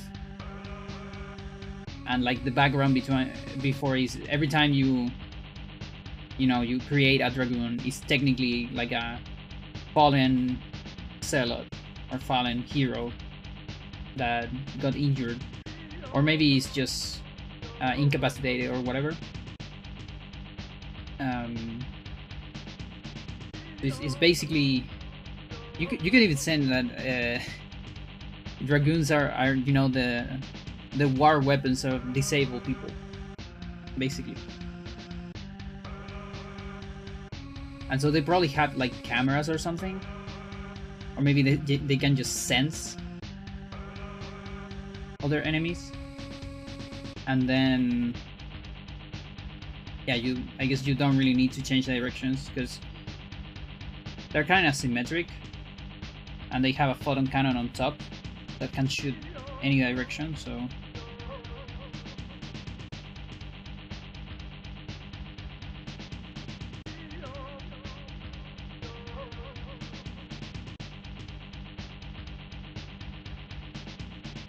there's actually a plot point about that in the game. Like there's a zealot, it's a hero, it's called Phoenix. You start with a zealot, and then it gets like how's it called? He gets ambushed by Zerg, and he almost dies, but he comes back as a dragoon. And of course, it's called Phoenix. Turning can just destroy. Yeah, maybe. Holy shit.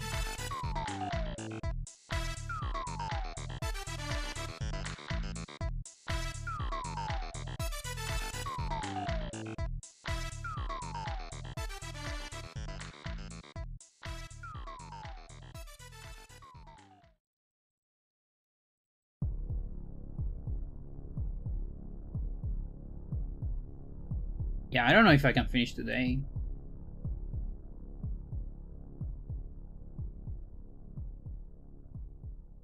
Not without eating. I'm getting hungry.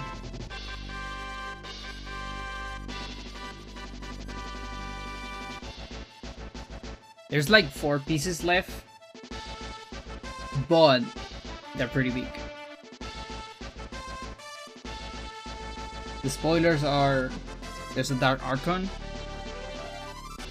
a Carrier, a Nexus, and something completely unrelated to StarCraft, which is a big landscape.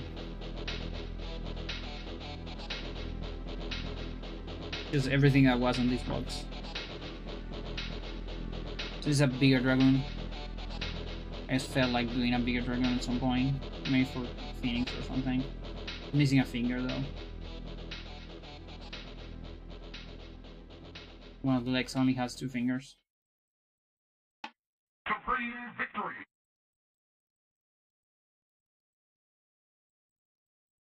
What? The one that says Supreme Victory at the end?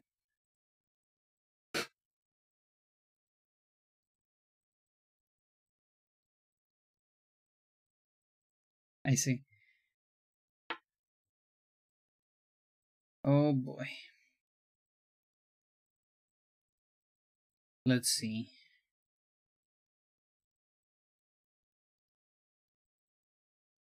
I could finish tomorrow.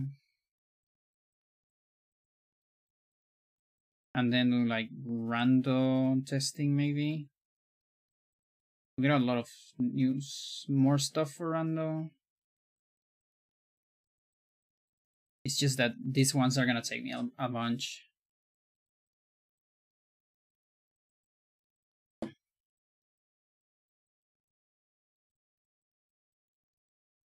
Girl. Okay. Just a little teaser of what's left.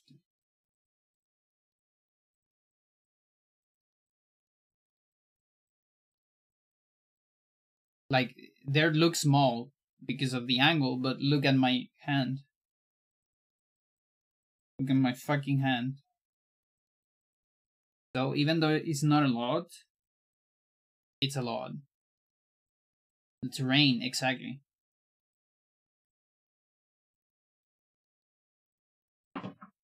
So that's at least another 40 minutes. Up to an hour, maybe. I spent 4 hours here, holy shit. Some of that was talking with Nono, but I actually, when I was talking with Nono, I was doing the clean edge. Faster. The cleaning. Because, you know, I was focused.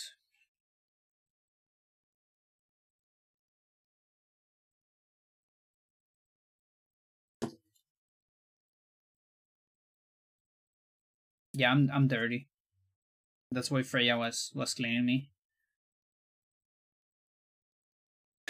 And I have the same clothes as yesterday. So yeah, that's what we got today. I might finish tomorrow, or on my own. We'll see. I also want some time to like eat and like play Iconoclasts. Let's see. Minor update fixes a crash in Elia. We're getting locked in with a trapper to try to open the doors while you were in the trapper dimension. Interesting. Trappers can't spawn. Oh, maybe that's changing one of the zombies to a trapper.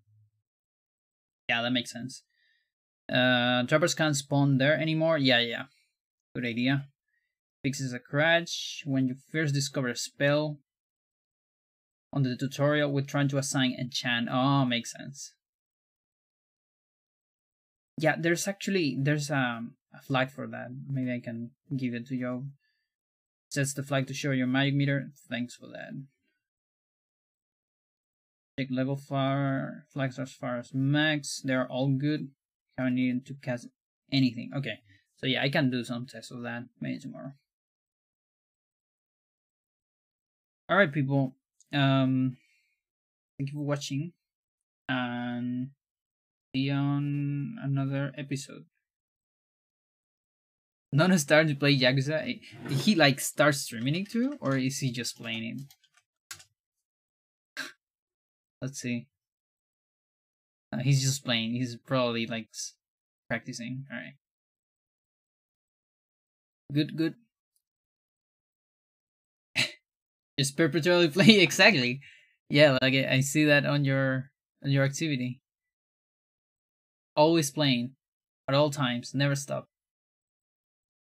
The ride never ends.